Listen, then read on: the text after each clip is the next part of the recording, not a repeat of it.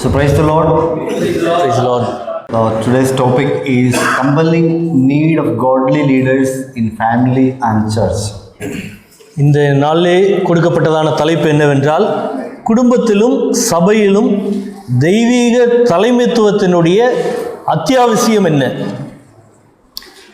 We all know that family and church are two important programs of God. நாம் எல்லோரும் அறிந்திருக்கக்கூடிய ஒரு காரியம், சபையும் குடும்பமும் தேவனுடைய முக்கியமான ஒரு திட்டமாக காணப்படுகிறது. Both are instituted by God. இரண்டுமே தேவனால் துவங்கப்பட்டது. Both these institutions are essential for the accomplishment of God's plan. தேவனுடைய திட்டமானது நிறைவேறுவதற்கு ஏதுவாக இரண்டுமே அவசியமான திட்டங்களாக காணப்படுகிறது. And both these institutions are essential for the growth of personal spiritual growth of a believer also. இந்த இரண்டு அமைப்புகளும் ஒரு தனி விசுவாசியினுடைய வளர்ச்சிக்கு அவசியமான அமைப்புகளாய் காணப்படுகிறது. So our need today is godly leaders. நம்முடைய இன்றைய தேவையானது என்னவென்றால் தெய்வீகமான ஆவிக்குரிய தலைவர்கள் தான். So I like that term, that usage, godly leaders. அந்த தெய்வீகமான தலைவர்கள் என்ற அந்த ஒரு பதமானது எனக்கு சகோதரருக்கு அதிகமாக பிடித்திருக்கிறது. It's not good leaders or efficient leaders. நல்ல தலைவர்கள் என்றோ தகுதியான தலைவர்கள் என்றோ கொடுக்காமல், It's godly leaders God is looking for. அது தெய்வீகமான தலைவர்கள் என்று தேவன் பார்த்து கொண்டிருக்கக்கூடிய தலைவர்கள். So who are the leaders of God's program? தேவனுடைய திட்டத்தில் உள்ள தலைவர்கள் யார்? Men are leaders. சகோதரர்கள், ஆண்கள் அதனுடைய தலைவர்களாய் காணப்படுகிறார்கள். Both the family and the church. சபையிலும் குடும்பத்திலும். So who are the leaders? யார் தலைவர்களாக இருக்கிறார்கள்? Each and every brothers who are sitting here in this class. இந்த வகுப்பிலே உட்கார்ந்து இருக்கக்கூடிய எல்லோரும் ஆவிக்குரிய தலைவர்கள். So we are not going to discuss about some godly leaders somewhere in this world. எனவே நாம் உலகத்திலே எங்கெங்கோ இருக்கக்கூடியதான ஆவிக்குரிய தலைவர்களை குறித்து இப்பொழுது நாம் சிந்திக்க போவது கிடையாது. We are going to think about ourselves. நாம் நம்மை குறித்து நாம் சிந்திக்க போகிறோம். Are we godly leaders? உண்மையாகவே நாம் தெய்வீகமான ஆவிக்குரிய தலைவர்களா? Are we leaders? முதலாவது நாம் தலைவர்களா? Are we leading our family or are we leading our church to somewhere where God want to take his people? தேவன் எடுத்து செல்வதற்காக நாம் நல்ல தலைவர்களாக குடும்பத்திலும் சபையிலும் காணப்படுகிறோமா? Then we are going to think about, are we godly? அதன் பின்பதாக நாம் ஆவிக்குரியவர்களா இல்லையா என்பதை குறித்து சிந்திப்போம். So no organization will function properly without good leadership. எந்த ஒரு அமைப்புகளும் நல்ல தலைமைத்துவம் இல்லாமல் இயங்குவது கிடையாது. So that's why when God instituted family and the church, he also gave instruction for the leadership. எனவேதான் தேவன் குடும்பத்தையும் சபையையும் ஏற்படுத்தி இந்த இரண்டிற்குமே சில விதிமுறைகளை அவர் கொடுத்திருக்கிறார், வழிமுறைகளை. He appointed leaders. நாம் தலைவர்களை ஏற்படுத்துகிறோம். He gave the primary responsibility to the man. அவர் மிக முக்கியமான ஒரு பொறுப்புகளை மனிதனிடத்தில் அவர் கொடுத்திருக்கிறார். In family, the husband is the head of the family, or father is the head of the family. குடும்பத்திலே கணவன் தான் அல்லது தகப்பன் தான் மிக முக்கியமான தலைமைத்துவத்தில் இருக்கிறார். In a local church, God has placed elders. ஸ்தல சபைகளிலே மூப்பர்களை தலைமைத்துவத்தில் வைத்திருக்கிறார். So both these leadership positions and roles are God given roles. எனவே இந்த இரண்டு தலைமைத்துவமும் அது தேவன் தந்த தலைமைத்துவமாக காணப்படுகிறது. So those who are husbands and fathers here, dear brothers, I would like to encourage you to think that you are a godly or God given. At present you are in a position which is given to you by God. கணவர்களாகவும் தகப்பன்மார்களாக இருக்கக்கூடிய நீங்கள் எல்லோரும் தேவன் தந்த ஒரு தலைமைத்துவத்திலே நீங்கள் காணப்படுகிறீர்கள் என்பதை சிந்தித்து பார்க்க வேண்டியது அவசியம். So you have become the leader of a family or husband or wife, not accidentally or automatically. ஏதோ ஒரு விபத்தோ தற்செயலாகவோ நீங்கள் குடும்பத்திலே தகப்பனாகவோ அல்லது கணவன்மார்களாகவோ தலைமைத்துவத்திலே ஏற்படுத்தப்படவில்லை. If you are leading a church, that also is not an accident. நீங்கள் சபையை வழிநடத்தக்கூடியவர்களாய் காணப்பட்டால் அதுவும் ஏதோ ஒரு விபத்தை போல் நடந்ததல்ல. So many brothers think that I am not worthy to do this ministry, but somehow it happened to come over me. சிலர் சிந்திக்கலாம், இது நான் வேண்டுமென்றே எடுத்துக்கொண்ட பொறுப்புகள் அல்ல, அது ஏனோ விபத்தை போல் என்னிடத்துல அமைந்தது என்று சிலர் எண்ணலாம். But remember, without God choosing you, you cannot be the leaders of God's program. நீங்கள் நினைவு கூற வேண்டிய ஒரு காரியம் என்னவென்றால், தேவன் தெரிந்தெடுக்காமல் நீங்கள் தேவனுடைய திட்டத்திலே தலைமைத்துவத்திலே அமர முடியாது. God has kept you as a leader of your family. God has kept you as a leader of the church. There is God's plan and program. நீங்கள் குடும்பத்திலே தலைவர்களாகவும் சபையிலே தலைவர்களாகவும் இருப்பது தேவனுடைய திட்டமாய் காணப்படுகிறது. So for a family or church to function properly according to the plan of God, definitely needs godly leaders. குடும்பமாக இருந்தாலும் சரி, சபையாக இருந்தாலும் சரி, இரண்டிலுமே சரியான விதத்திலே இயங்க வேண்டும் என்றால் அதற்கு தெய்வீகமான ஆவிக்குரிய தலைவர்கள் அவசியம். On the other side, nothing destroys a family or church quicker than unholy men as its leaders. பரிசுத்தமில்லாத தலைவர்கள் இருப்பார்கள் என்றால் குடும்பத்தையும் சபையையும் அதைவிட யாரும் அழிவிற்கு கொண்டு செல்ல முடியாது. So we can see in the history that whenever good leaders, godly leaders were there to lead God's people, the church growth happened. சபை வரலாற்றிலே நாம் திரும்பி பார்க்கும் பொழுது சபையானது எப்பொழுது வளர்ச்சி அடைந்தது என்றால் அதனுடைய ஆவிக்குரிய தலைவர்கள் ஆவிக்குரிய தன்மையோடு காணப்பட்ட பொழுதுதான். The mission flourished. ஊழியங்களானது மிகவும் வளர்ந்தது. The people of God were revived. கர்த்தருடைய பிள்ளைகளானவர்கள் இன்னும் அதிகமாக எழுப்புதலை அடைந்தார்கள். The history of the church is actually the history of godly men who led the church in different times of the history. வரலாற்றிலே history of the church is, we can say it like this, history of the church is the history of the godly leaders who led the church in different times. கிறிஸ்தவ வரலாறானது தெய்வீகமான ஆவிக்குரிய தலைவர்கள் சபையை நடத்தினதை கொண்டுதான் கிறிஸ்தவ வரலாறானது காணப்படுகிறது. So today also we need good leaders, godly leaders in our families and our churches. எனவே இன்றும் நம்முடைய குடும்பங்களிலும் சபைகளிலும் ஆவிக்குரிய தலைவர்கள் மிகவும் அவசியமாய் காணப்படுகிறார்கள். So I will give you some hints about who can be called a godly leader. எனவே உங்களுக்கு இந்த நாளிலே நான் சில துணுக்குகளை நான் கொடுக்கிறேன். தெய்வீகமான ஆவிக்குரிய தலைவர்களாக இருப்பதற்குண்டான துணுக்குகளை உங்களுக்கு கொடுக்க விரும்புகிறேன். When we discuss on these points, you can examine your life primarily. நாம் இந்த குறிப்புகளை நீங்கள் எடுக்கும் பொழுது நம்முடைய வாழ்க்கையை நாம் இன்னும் அதிகமாக பரிசோதித்து பார்க்க வேண்டியது அவசியம். And also we can think about the families we have in our church, about the brothers we have to minister to. நம்முடைய சபைகளில் இருக்கக்கூடிய குடும்பங்களும் நாம் வழிநடத்தக்கூடியதான சபையில் இருக்கக்கூடியதான சகோதரர்களையும் நாம் மனதிலே கொள்ள வேண்டும். We have to train ourselves first, then we have to train other leaders also. முதலாவது நம்மை நாம் பயிற்றுவிக்க வேண்டும், பின்பதாக மற்ற ஆவிக்குரிய தலைவர்களையும் நாம் பயிற்றுவிக்க வேண்டும். That's how God's program is advancing in this world. எனவே இப்படிதான் தேவனுடைய திட்டமானது அது வளர்ச்சி அடையக்கூடியதாக காணப்படுகிறது. Moses trained Joshua. மோசேயானவர் யோசுவாவை அவர் வளர்த்தெடுத்தார். Elijah trained Elisha. எலியாவானவர் எலிசாவை அவர் வளர்த்தார். Jesus trained the 12 disciples. இயேசு கிறிஸ்துவானவர் 12 சீஷர்களை அவர் வளர்த்தார். Paul trained Titus and Timothy and all. பவுலானவர் தீமோத்தேயு, தீத்து போன்ற அநேக மக்களை அவர் கர்த்தருக்குள்ளாக வளர்த்தார். First, I have to be a godly leader, then I have to train other godly leaders. முதலாவது நான் ஆவிக்குரிய தலைவராக மாற வேண்டும், பின்பதாக மற்றவர்களை ஆவிக்குரிய தலைவர்களாக வளர்க்க வேண்டும்.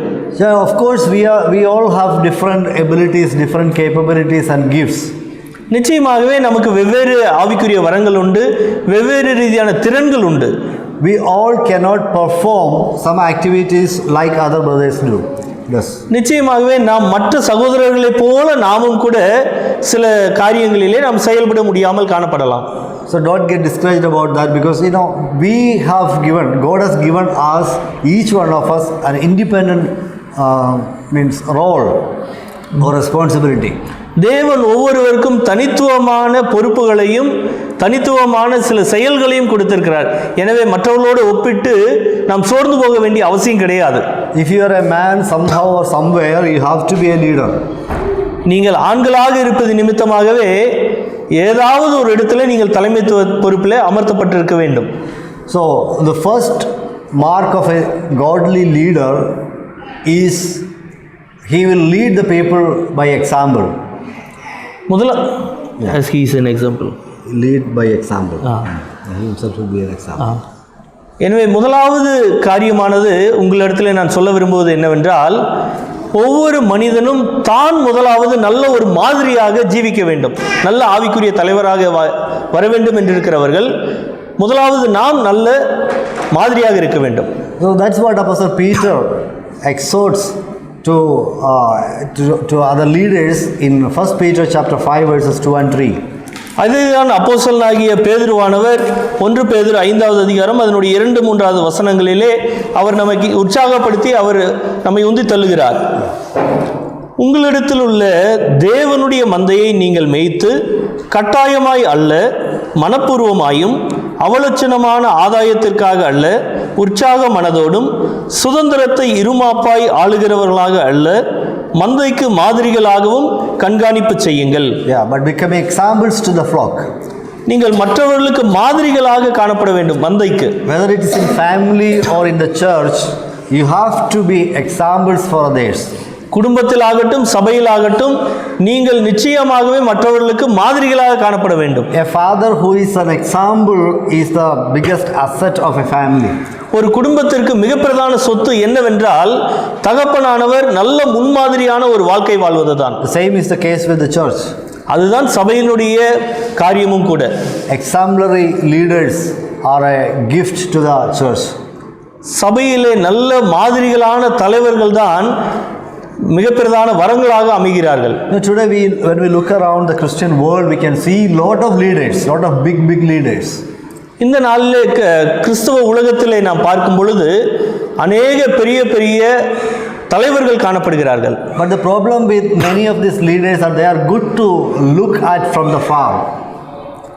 ஆனால் பிரச்சனை என்னவென்றால் அவர்களை தொலைவில் வைத்து பார்ப்பதற்கு நன்றாக இருக்கிறது. They are good to see in television screens.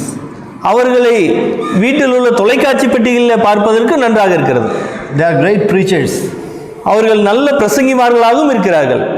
So they wear nice dressing, everything. They have different many charming actions and all these things. But when you go closer to them, அவர்கள் நல்ல முறையிலே உடையுடுத்தி நல்ல முறையிலே தங்களை அலங்கரித்து வெளியிலே காண்பிப்பதெல்லாம் இருக்கும். ஆனால் அருகிலே சென்று பார்க்கும் பொழுது you see the greed in them. அவர்களுக்குள்ளாக ஒரு பெருமை காணப்படுகிறது. Greed. பேராசை அவர்களுக்குள்ளாக இருக்கிறது. And they have many character problems. They have ulterior motives. அவர்களுடைய வாழ்விலே குணாதிசய குறைபாடுகளும் சிலது காணப்படுகிறது. And they make false reports and sending to somebody to take money from them. சில மக்களிடத்திலிருந்து பணத்தை பெற்றுக் கொள்வதற்காக தவறான சாட்சிகளை எல்லாம் எழுதக்கூடியவர்களாய் காணப்படுகிறார்கள். They tell lies. பொய்யை உரைக்கிறார்கள். And they are not examples to follow. அவர்கள் பின்பற்றுவதற்கு நல்ல மாதிரிகள் அல்ல. They may be good preachers and teachers. அவர்கள் நல்ல உபதேசிகர்களாகவும் நல்ல பிரசங்கிமார்களாகவும் காணப்படலாம். But what we need today, what God is looking for is exemplary leaders. ஆனால் தேவன் எதிர்பார்க்கக்கூடிய காரியம் எல்லாம் என்னவென்றால் நல்ல ஆவிக்குரிய தலைவர்கள். The writer John Stott, he said like this: the authority by which the Christian leader leads is not power but love. John start என்ற தேவ மனிதனானவர் அவர் இப்படியாக சொல்கிறார், கிறிஸ்தவ தலைவர்கள் வழிநடத்துவது, அதாவது அவர்களுக்கு கொடுத்ததான அதிகாரத்திலே அவர்கள் வழிநடத்தக்கூடாது, மாறாக அவர்கள் அன்போடு வழிநடத்த வேண்டும் என்று சொல்கிறார். Not force but example. மற்றவர்களை உந்தி தள்ளி அல்ல, மாதிரிகளாக இருந்து அவர்கள் காணப்பட வேண்டும். Not coercion but reasoned persuasion. Which means by not compulsion but persuasion. மற்றவர்களை வலுக்கட்டாயமாக அல்ல, மாறாக அவர்களாக முன்வருவதற்காக அப்படிப்பட்டதான மாதிரிகளாக இவர்கள் நடந்து கொள்ள வேண்டும். Leaders have power, But power is safe only in the hands of those who humble themselves to serve others. தலைவர்களுக்கு, ஆவிக்குரிய தலைவர்களுக்கு கர்த்தர் அதிகாரங்களை கொடுத்திருக்கிறார்.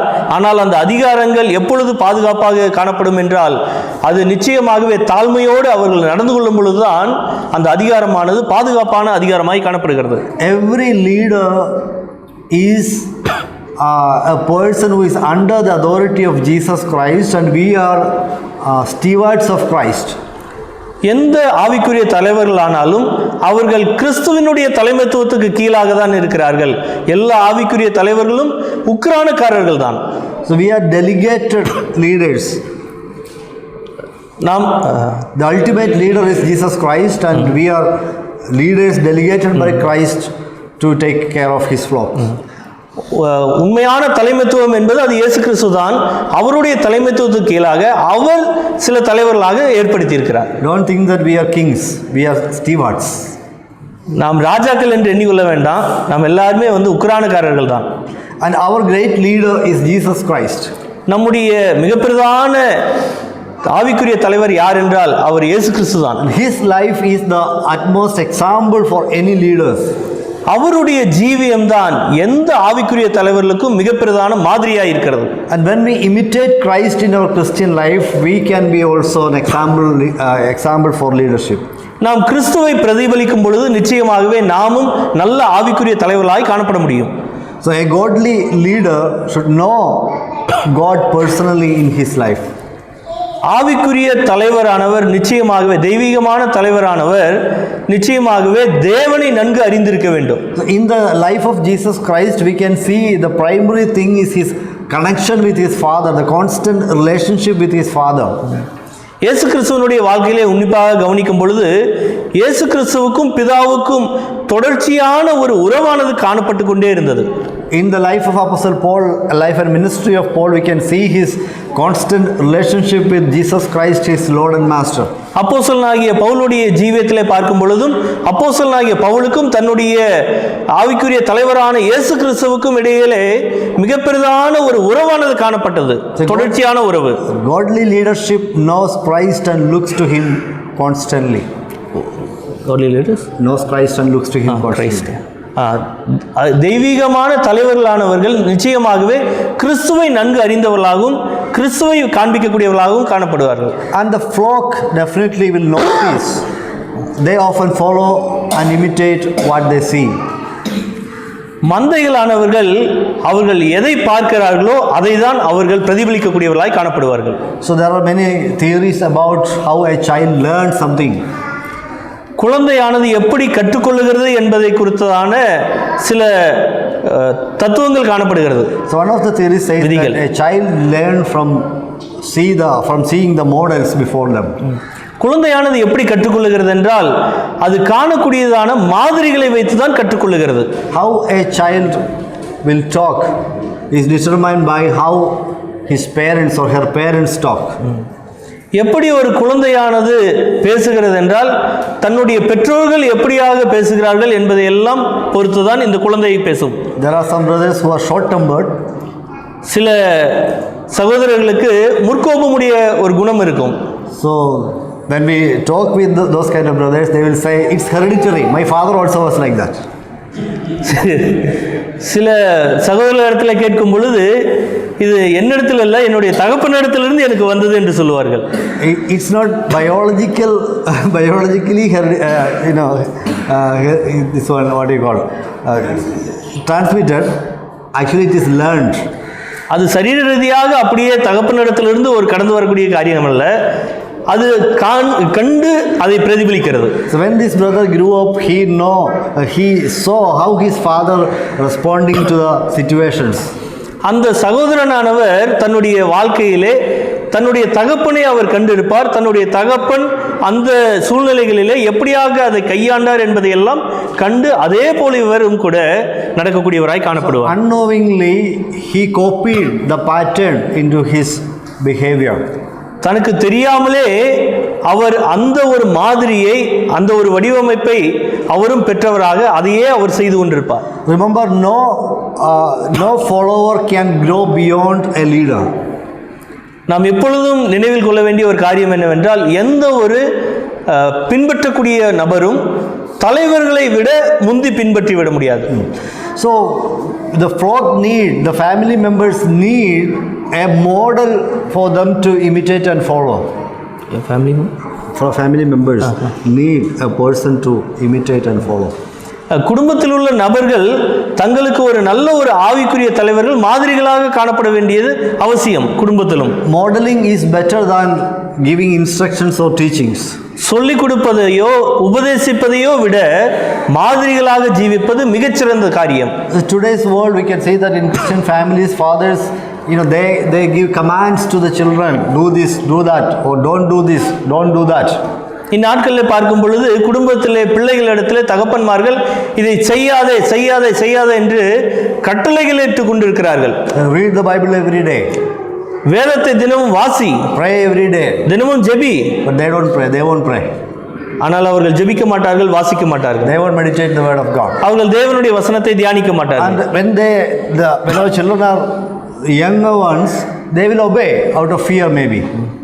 அந்த பிள்ளைகள் சிறு வயதில் இருக்கும் பொழுது பயத்து நிமித்தமாக ஒரு வேளை அவர்கள் கீழ்ப்படியலாம். But when they grow up, they see that their father is not faithful with the word of God. ஆனால் அவர்கள் வளர்ந்த பின்பதாக தன்னுடைய தகப்பனானவர் அவர் சொல்வதை போல் அல்லாமல் கர்த்தருடைய வசனத்திற்கு உண்மை இல்லாதவர்களாய் காணப்படுகிறார்கள் என்று அவர்கள் புரிந்து கொள்வார்கள். They will leave their faith, or they will put a mask on their face. அப்படியாக காணப்படும் பொழுது அவர்கள் தங்களுடைய முகத்திற்கு ஒரு முகமுடியை போலவோ அல்லது ஒரு மாய்மாலமான ஒரு ஜீவியம் வாழக்கூடியவர்களாய் காணப்படுவார்கள். So I had an experience like this. எனக்கு ஒரு personal experience. அவருடைய தனிப்பட்ட வாழ்க்கையில் நடந்த ஒரு அனுபவத்தை சகோதரன் பகிர்ந்து கொள்கிறார். So in our family, we used to tell our children that you should meditate the word of God every day. You have to write your quiet time notes and all. தன்னுடைய குடும்பத்திலே தன்னுடைய பிள்ளைகளிடத்திலே சகோதரன் தினமும் சொல்லுவார், நீங்கள் தினமும் ஜெபிக்க வேண்டும், தினமும் வேதத்தை வாசித்து தியானித்து அதை நோட்டில் எழுத வேண்டும் என்று சொல்லுவார். When my eldest daughter, she was in 10th standard, one fine morning I told her, or I asked her, have you taken your quiet time? ஒரு முறை தன்னுடைய சகோதரனுடைய மூத்த மகளானவர் 10ஆம் வகுப்பு படிக்கும் பொழுது படித்து கொண்டிருக்கிற சமயத்தில் சகோதரன் சென்று கேட்டார், இந்த நாளில் நீ தியானத்தை எடுத்து விட்டாயா என்று. So the first time in her life and my life, she asked back me a question. இவருடைய வாழ்க்கையிலும் சரி, இவருடைய மகளுடைய வாழ்க்கையிலும் முதலாவது முறையாக திரும்ப ஒரு கேள்வியை அந்த இவருடைய மகளானவர்கள் இவர்களிடத்தை கேட்டார். அப்பா, did you take your quiet time? நீங்க தின தியானத்தை எடுத்துட்டீங்களான்னு கேட்டாங்க. So I went back and I took my quiet time notebook and I show her, this is my quiet time notebook. சகோதரன் சென்று அவருடைய குவைட் டைம் நோட் எடுத்து அதை கொண்டு போய் தன்னுடைய மகள்கிட்ட காண்பிச்சாங்க, இந்த மகளே நான் குவைட் டைம் எடுத்துட்டேன்னு. So I thank God for the grace He gave me. Otherwise that day my daughter will stop taking quiet time. கர்த்தருக்கு நன்றி செலுத்துறார். அந்த நாளில் சகோதரன் எடுக்காமல் இருந்திருந்தா. So this is how many families are, getting lost these days. இப்படிதான் குடும்பங்களானது இந்த நாட்களில் சிதைந்து போகிறது. We are complaining about our youngsters going astray, going away from the Lord.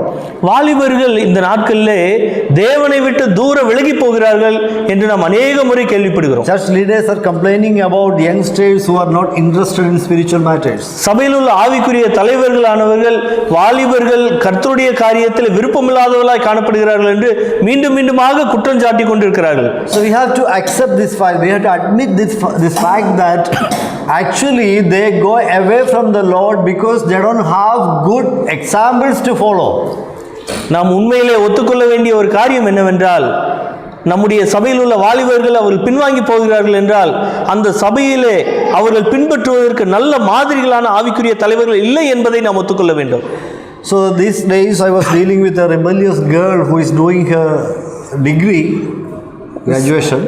சமீப காலத்திலே சகோதரனானவர் ஒரு மூர்க்கமான ஒரு சகோதரியின் இடத்திலே அவர் உரையாட வேண்டிய அவசியம் இருந்தது. So she was a believer in our church and I was trying to talk with her. சகோதரன் இருக்கக்கூடிய சபையிலே அந்த சகோதரியும் கூட ஐக்கியத்தில் உள்ளவர்களாக இருக்கிறார்கள். அந்த சகோதரனிடத்திலே சகோதரனானவர் பேசுவதற்காக முற்பட்டார். So this 19-year-old girl was sitting before me, and she was backbiting like anything. She was rebelling to any question, every question I asked to her. சகோதரனானவர் கேட்கக்கூடியதான எல்லா கேள்விகளுக்கும் அந்த 19 வயது நிரம்பின அந்த வாலிப சகோதரியானவர்கள் மிகவும் மூர்க்கமாக பின்னாக உட்கார்ந்து கொண்டு பற்கடிப்போடு அவர்கள் பேசிக் கொண்டிருந்தார்கள். I was not wanted to see that, but I know the reason behind that kind of a response. அதை பார்த்து சகோதரன் ஆச்சரியப்படவில்லை. காரணம், அதற்குண்டான காரணத்தை சகோதரன் சரியாக அறிந்திருந்தார். Because her father was that kind of a man. அந்த சகோதரியினுடைய தகப்பனானவர் அப்படிப்பட்டதான ஒரு நபராய் காணப்படுகிறார். He will criticize every leaders. அந்த சகோதரனானவர், அதாவது அந்த சகோதரியினுடைய தகப்பனானவர் எல்லா தலைவர்களையும் அவர் குறை கூறிக்கொண்டே இருப்பார். He will rebel against every decision the church leaders make in the church. சபையிலே சகோதரர்கள் எடுக்கக்கூடியதான, சபையிலே பொறுப்பாளர்கள் எடுக்கக்கூடியதான தீர்மானங்களுக்கு அவர் எப்பொழுதும் எதிர்த்து நிற்கக்கூடியவராக இருப்பார். And in the family also they will discuss about the problem with the leaders. They talk badly about the leaders. They don't have any respect to the leaders. அந்த குடும்பத்திலும் கூட அவர்கள் குடும்பமாக உட்கார்ந்து குடும்பத்தில் பிள்ளைகள் முன்னணியில் இந்த ஆவிக்குரிய தலைவர்கள், சபையில் உள்ள தலைவர்களை குறித்து தவறான காரியங்களை பேசிக் கொண்டிருப்பார்கள். And this father and mother brought this girl to me, brother, please talk to our daughter, she is not behaving properly. அப்படிப்பட்ட நிலையிலே அந்த வாலிப பெண்ணை அழைத்து வந்து தலைவர்களிடத்திலே ஒப்பு கொடுத்தார். How can I correct here? அந்த சகோதரியை எப்படி சரி செய்ய முடியும்? Before I correct her, I have to correct the parents. முதலாவது அந்த வாலிப சகோதரியை சரி செய்வதற்கு முன்பதாக அந்த பெற்றோர்களை சரி செய்ய வேண்டியது அவசியமாய் காணப்படுகிறது. See, this child learned this rebellion from their parents, from her parents. இந்த ஒரு எதிரான ஒரு காரியங்களை அந்த வாலிப பெண்ணானவர் தன்னுடைய பெற்றோர்களிடத்திலிருந்து பெற்றுக்கொண்டார். So if a father is a godly person or a mother is a godly person, definitely there are all chances are there the children will follow their path. அந்த குடும்பத்தில் தாயோ தகப்பனோ இரண்டு பேரில் யாராவது ஒருவர் நல்ல ஆவிக்குரிய முறையிலே காணப்பட்டிருப்பார்கள் என்றால் நிச்சயமாகவே அதற்கு அந்த சகோதரியானவர்கள் கீழ்ப்பட்டிருப்பார்கள். So our flock should see, our family members should see in us a life connected with the God. We are living a life with a good relationship with our God. நம்முடைய குடும்பத்திலோ அல்லது நம்முடைய கரங்களிலே அளித்திருக்கக்கூடியதான சபையையோ அந்த மந்தையோ நாம் சரியான முறையிலே மாதிரிகளாக இருந்து அவர்களை நாம் மேய்க்க வேண்டியது அவசியம். So why about 25 lakhs of people obeyed Moses and followed him? எதற்காக 25 லட்சம் மக்கள் மோசேக்கு கீழ்ப்படிந்து மோசேயை பின்பற்றினார்கள்? Because they had the relationship of Moses with God. எனவே ஏனென்றால் மோசேவானவர் எப்பொழுதும் தேவனோடு ஒரு தொடர்பில் இருந்து கொண்டிருந்தார். They saw God was with Moses. தேவன் எப்பொழுதும் மோசேயோடு இருப்பதை அவர்கள் கண்டார்கள். People saw God was with Joshua. அந்த இஸ்ரவேல் ஜனங்கள் எல்லோரும் யோசுவாவோடு கர்த்தர் இருப்பதை அவர்கள் கண்டார்கள். And others saw God was there with Joseph. மற்ற எல்லாரும் பார்த்தார்கள் யோசேப்போடு கர்த்தர் இருப்பதை. God was there with Daniel. தேவனானவர் தானியேலோடு இருக்கக்கூடியதை கண்டார்கள். God was there with apostles in the first century. முதலாம் நூற்றாண்டில் இருந்து அப்போஸ்தலர்களோடு கூட கர்த்தர் இருந்தார் என்பதை கண்டார்கள். The people will follow that kind of leaders. அப்படிப்பட்டதான ஆவிக்குரிய தலைவர்கள் நிச்சயமாகவே சபையிலே பின்பற்றக்கூடியவர்களாய் காணப்படுவார்கள். We complain many times about these people are not following us. நாம் அநேக முறை மக்கள் நம்மை பின்பற்றவில்லை என்று ஆவிக்குரிய தலைவர்களானவர்கள் குறை சொல்லிக் கொண்டிருக்கிறோம். We don't have to complain, we have to transform our lives into a godly life. நாம் குறை சொல்ல வேண்டிய அவசியம் கிடையாது, மாறாக நம்முடைய வாழ்க்கையிலே நாம் மறுரூபப்பட வேண்டியது அவசியம். So we need leaders who know the Lord. நமக்கு ஆவிக்குரிய தலைவர்கள், அதாவது தேவனை அறிந்த ஆவிக்குரிய தலைவர்கள் தேவையாக உள்ளது. Then we need the leaders who know the word of God. அடுத்ததாக தேவனுடைய வசனத்தை அறிந்த ஆவிக்குரிய தலைவர்கள் நமக்கு அவசியம். The second sub point of the first point, we need examples to follow. So, நமக்கு நல்ல மாதிரிகள் காணப்பட வேண்டும் என்பதிலே முதலாவது தேவனை அவர்கள் அறிந்திருக்க வேண்டும். இரண்டாவது பாயிண்ட், அவர்கள் கர்த்தருடைய வார்த்தையை அறிந்திருக்கக்கூடியவர்களாய் காணப்பட வேண்டும். a leader should be a regular student of the scripture. நல்ல தலைவர்களானவர்கள் வேதத்தினுடைய தொடர்ச்சியான மாணாக்கனாக காணப்பட வேண்டும். We need leaders like Ezra.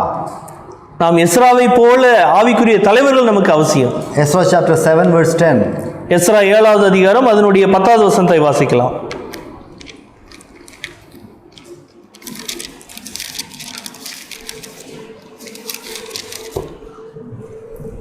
கர்த்தருடைய வேதத்தை ஆராயவும் அதின்படி செய்யவும் இஸ்ரவேலிலே கட்டளைகளையும் நீதி நியாயங்களையும் உபதேசிக்கவும் எஸ்ரா தன் இருதயத்தை பக்குவப்படுத்தி இருந்தான். So he examined the law of God, the word of God, then he obeyed it and then he taught it.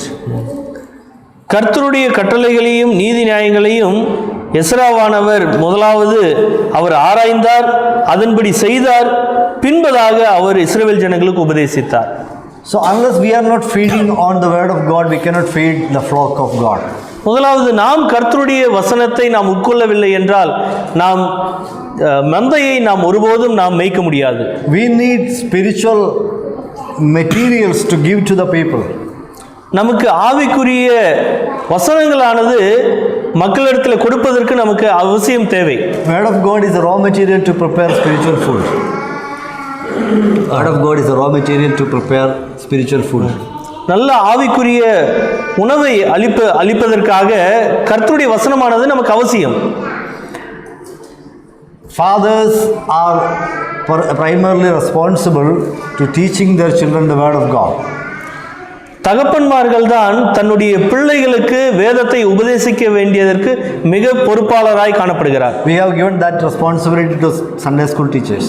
அதை நாம் சண்டே ஸ்கூல் ஞாயிறு பள்ளி ஆசிரியரிடத்தில் ஒப்படைத்து விட்டோம். But that's not what God's program. அது கர்த்தருடைய திட்டம் அல்ல. Sunday school is good. ஞாயிறு பள்ளி அவசியம்தான், நல்லதுதான். But when we read the book of Deuteronomy, we can see that the responsibility to teach next generation is given to the leaders of the family. நாம் உபாகமத்தில் நாம் வாசிக்கும் பொழுது அடுத்த தலைமுறைகளுக்கு உபதேசிப்பதனுடைய பொறுப்பானது அந்த குடும்பத்தினுடைய தலைவர்களிடத்தில் தான் ஒப்படைக்கப்பட்டிருக்கிறது. It's not something you have to do on Sundays half an hour every Sunday. அது ஞாயிறு தோறும் அரை மணி நேரம் உபதேசிக்கக்கூடிய காரியம் கிடையாது. When you walk, when you do work, when you are at home, when you are going out, whenever it is possible, you have to teach the word of God to the children. நீங்கள் நடக்கும் பொழுதோ அல்லது மற்ற எந்த வேலைகள் செய்யும் பொழுதோ நீங்கள் எந்த காரியத்தில் செய்தாலும் கர்த்தருடைய உபதேசத்தை உபதேசிக்க வேண்டும், வார்த்தையை. In 1 Corinthians chapter 14, we can see that the wives should learn from their husbands. 1 கொரிந்தியர் 14வது அதிகாரத்தில் நாம் வாசிக்கிறோம், மனைவியானவள் தன்னுடைய புருஷனிடத்தில் கற்றுக்கொள்ள வேண்டும் என்று. Then the husband should know the word of God to teach their wives. தன்னுடைய மனைவிக்கு கற்றுக் கொடுப்பதற்கு முதலாவது கணவனுக்கு கர்த்தருடைய வசனத்தை தெரிந்திருக்க வேண்டும். Once I was giving pre-marriage counseling to a couple. ஒரு முறை திருமணத்திற்கு முன்பதாக கொடுக்கக்கூடியதான ஒரு கவுன்சிலிங் ஆலோசனையானது ஒரு கப்பலுக்கு கொடுக்கப்பட்டது. So I asked the boy, why you chose this girl? அந்த சகோதரர் இப்படியாக கேட்டார். அந்த திருமணம் ஆக போகிற மணமகன் இடத்துல சகோதரன் கேட்டார், ஏன் இந்த பெண்ணை நீ தேர்ந்தெடுத்தேன்? So he said, she is spiritually a mature girl, so I want someone to grow me in Christ. அவர் இப்படியாக சொன்னார், இந்த சகோதரியானவர் நல்ல ஆவிக்குரியவர்களாய் காணப்படுகிறார்கள், என்னை கர்த்தருக்குள்ளாக வளர்ப்பதற்கு. So I said, brother, you are thinking upside down. சகோதரன் சொன்னார், அவர் இடத்துல நீங்கள் தலைகீழாக சிந்திக்கிறீர்கள் என்று. You have to learn the word of God. You have to be a spiritual leader. You have to train your wife, teach your wife and children. That's the plan of God. நீங்கள் வேதத்தை கற்றுக்கொள்ள வேண்டும். நீங்கள் அந்த வேதத்தை உங்களுடைய மனைவி பிள்ளைகளுக்கு நீங்கள் போதிக்கக்கூடியவர்களாகவும் உபதேசிக்கக்கூடியவர்களாகவும் காணப்பட வேண்டும். அதுதான் தேவனுடைய திட்டமாய் காணப்படுகிறது. So that is the role of husband. அதுதான் கணவனுடைய மிக பெரிதான ஒரு பொறுப்பு. So let me ask you, brothers, are you in a habit of teaching your wives the word of God? நான் உங்களிடத்தில் ஒரு கேள்வி கேட்கிறேன்.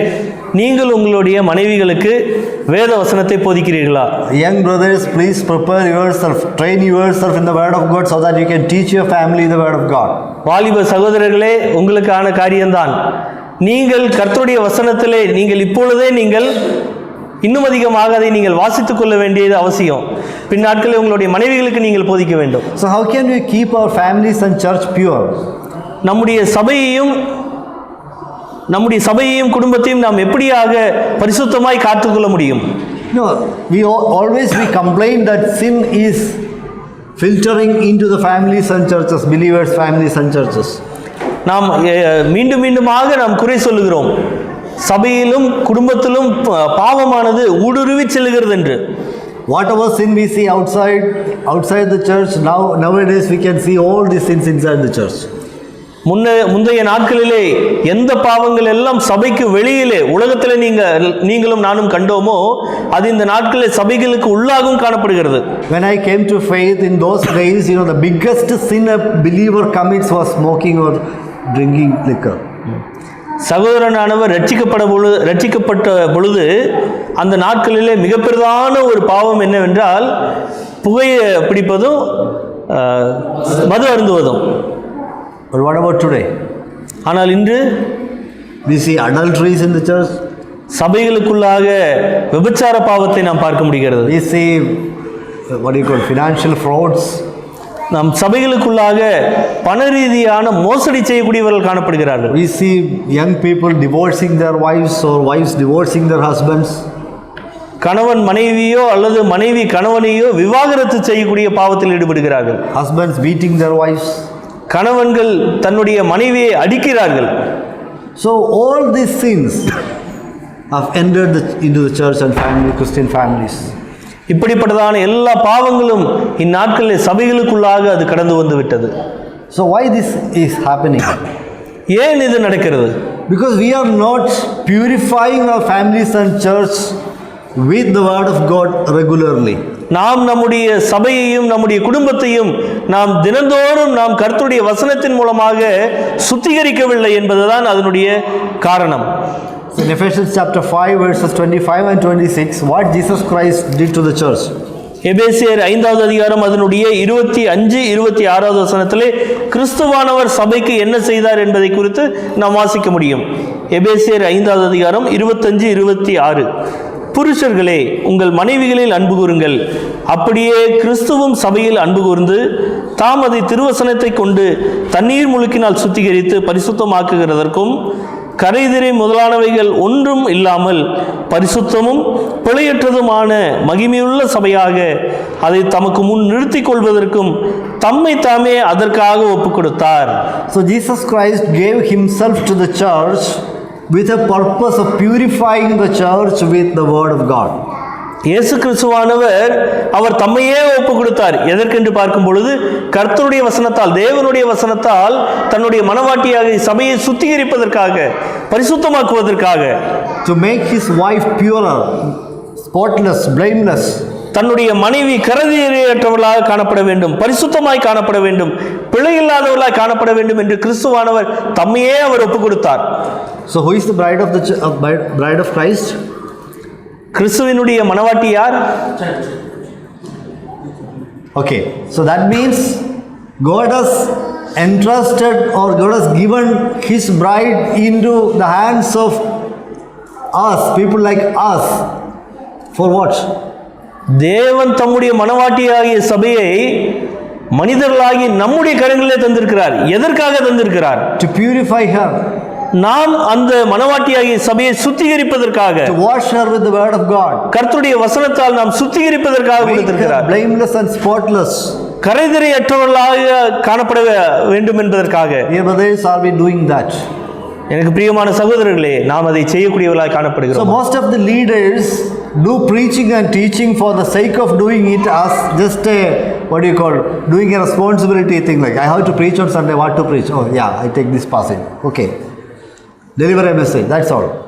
சபையிலே இன்று சகோதரர்கள் தங்களுக்கு கொடுக்கப்படக்கூடியதான நேரத்திலே அதை ஏனோதானோ என்ற நிலையிலே நான் போதித்தாக வேண்டும், அதனால் நான் போதிக்கிறேன் என்ற எண்ணத்தோடு கூட வேத வசனத்தை போதிக்கிறவர்களாய் காணப்படுகிறார்கள். They are preaching what the people they like to hear. மக்கள் எதை விரும்புகிறார்களோ அதை உபதேசிக்கிறார்கள். Ear itching sermons. செவித்தினம் உள்ளதான ஒரு உபதேசங்களாய் காணப்படுகிறது. I don't know how many of your brothers have preached against sin recently. சமீப காலத்திலே பாவத்தை குறித்து எத்தனை பேர் நீங்கள் சபையிலே உபதேசித்தீர்கள் என்று எனக்கு தெரியாது. Sexual immorality, against divorce, against financial unfaithfulness. We have to preach about all these sins inside the church. சபைக்குள்ளாக இருக்கக்கூடியதான பாவங்களான விபச்சாரங்களாகட்டும், அல்லது பாலியல் ரீதியான காரியங்களாகட்டும், பொருளாதார ரீதியான பண ரீதியான காரியங்கள், இப்படிப்பட்டதான பாவங்களை குறித்து நாம் சபையிலே உபதேசிக்க வேண்டும். Remember, only the proper ministry of the word of God can purify your family and the church. கர்த்தருடைய வசனம் தெளிவாக உபதேசிக்கப்படுவது நிமித்தமாகவே நம்முடைய சபையும் குடும்பமும் அது சுத்திகரிக்கப்பட முடியும். That's what Jesus Christ prayed in John chapter 17 verse 17. அதைதான் sanctify them through your truth, your word is truth. அதைதான் நாம் யோவான் 17வது அதிகாரம் அதனுடைய 17வது வசனத்திலே இயேசு கிறிஸ்துவானவர் அவர் இப்படியாக அவர் ஜெபிக்கிறார், உம்முடைய வசனத்தால் நீர் எனக்கு தந்தவர்களை சுத்திகரியும் என்று. We can replace the lies inside the head of our youngsters or believers with the truths of the word of God. தேவனுடைய வசனத்தால் நம்முடைய சபையில் இருக்கக்கூடியதான வாலிபர்களையும் விசுவாசிகளையும் நான் நிரப்ப வேண்டும். No, there are many lies inside their head. They believe a lot of lies. Lies, yeah. They believe. இன்று சபையிலே அநேகர் பொய்யை நம்பிக்கொண்டிருக்கிறார்கள். So for example, if a young man and girl they cannot live together as husband and wife, they have conflicts, they don't have a solution for this problem, then the solution is to divorce. That's a lie. இந்த நாட்களிலே சபையிலே இருக்கக்கூடியதான ஒரு தம்பதிகள் இடத்திலே அவர்களுடைய வாழ்க்கையிலே சரியாக போகவில்லை, ஒத்து போகவில்லை என்றால் Lying may not be lying. It's a lie, no. It's not the solution. Divorce is not the solution for the problem. For marital conflicts, divorce is not the problem, not the solution, isn't it? So they believe that divorce is the solution. அதாவது கணவன் மனைவிக்குள்ளாக ஒத்து போகாமல் இருக்கும் பொழுது விவாகரத்து தான் ஒரே முடிவு என்று எண்ணிக்கொண்டிருக்கிறார்கள். அது மிகப்பெரிதான பொய். So we have to replace that lie with truth. அப்படிப்பட்டதான பொய்யை நாம் சத்தியத்தால் நாம் மாற்ற வேண்டும். No man can separate what God has joined together. தேவன் இணைத்ததை எந்த மனிதனும் பிரிக்க கூடாது. A husband cannot divorce his wife. எந்த கணவனும் தன்னுடைய மனைவியை விவாகரத்து செய்யக்கூடாது. A wife cannot divorce her husband. கதைகளை சொல்லாதீர்கள் என்று சொல்ல வேண்டிய கட்டாய நிலை காணப்பட்டது. Teach them about why Jesus Christ is the only Savior, why He is God. நீங்கள் சத்தியங்களை பிள்ளைகளுக்கு கற்றுக் கொடுங்கள்.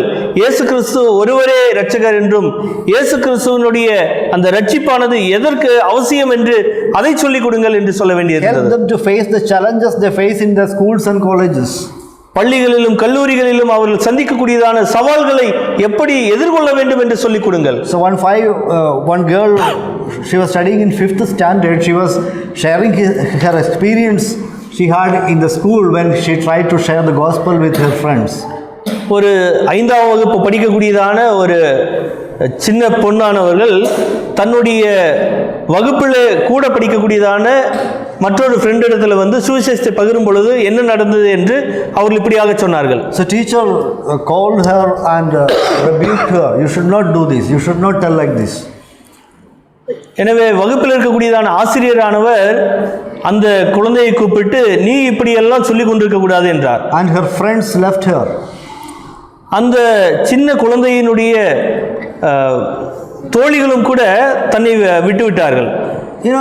This girl is going through a severe experience in her Christian life. அந்த சின்ன குழந்தை தன்னுடைய வாழ்க்கையிலே மிகவும் கவனிக்க வேண்டிய ஒரு பிரச்சனைகளுள்ளாக அவர்கள் கடந்து போயிருக்கிறார்கள். So nobody in the church is addressing her problem. சபையில் உள்ள யாரும் அந்த பிரச்சனை குறித்து கவனிக்காமல் இருந்தார்கள். Because we don't know, but we are teaching them Satan and Sutrakaran Tatithati Varununde, all these kind of funny stories and songs, action songs and all. But we don't think that these children, even they are so young, they have their own challenges in their Christian life. அந்த சிறு பிள்ளைகள் தங்களுடைய சிறு வயதிலும் கூட அவர்களுக்கு உண்டான சில சவால்கள் உண்டு. அதை சொல்லிக் கொடுப்பதை விட மற்ற காரியங்கள் எல்லாம் கதைகளாக சொல்லிக் கொடுத்து கொண்டிருக்கிறோம். We have to teach them how to face the challenges when oppositions comes, when troubles comes, trials come, how to face it looking into the face of God. எதிர்ப்புகள் வரும் பொழுது, போராட்டங்கள் வரும் பொழுது அதை எப்படியாக நீங்கள் சந்திக்க வேண்டும், எதிர்கொள்ள வேண்டும் என்று நாம் அவர்களுக்கு கர்த்தருடைய பலனோடு கூட அவர்களுக்கு சொல்லிக் கொடுக்க வேண்டியது அவசியம். So my point is we have to give solid food to our flock. எனவே நான் சொல்ல விரும்புவது என்னவென்றால் நம்முடைய மந்தைகளுக்கு நாம் பலமான ஆகாரத்தை கொடுக்க வேண்டும். A lot of young people are going after atheism. இந்த நாட்களிலே பார்க்கும் பொழுது அநேக வாலிபர்கள் தேவன் இல்லை என்ற நாத்திக கொள்கையோடு அவர்கள் கடந்து போய் கொண்டிருக்கிறார்கள். How can we stop them? எப்படி அவர்களை நிறுத்தப் போகிறீர்கள்? The only solution is leadership should grow according to their standard. ஆவிக்குரிய தலைவர்கள் அவர்களுடைய நிலைக்கு நீங்கள் வளர வேண்டியதுதான் ஒரே விதமான ஒரு தீர்வாய் காணப்படுகிறது. We have to be constant learners. தொடர்ச்சியான கற்றுக்கொள்ளக்கூடியவர்களாக ஒவ்வொரு தலைவர்களும் காணப்பட வேண்டும். Then only we will be able to teach the good and the right way to our flock. அப்படி கற்றுக்கொள்ளக்கூடியவர்களாக இருக்கும் பொழுது மட்டும்தான் உங்களுடைய கரங்களில் அளிக்கப்பட்டிருக்கக்கூடியதான மந்தையை நீங்கள் சரியான பாதையிலே நீங்கள் வழிநடத்த முடியும். Okay. Then exemplary leaders are leaders who pray.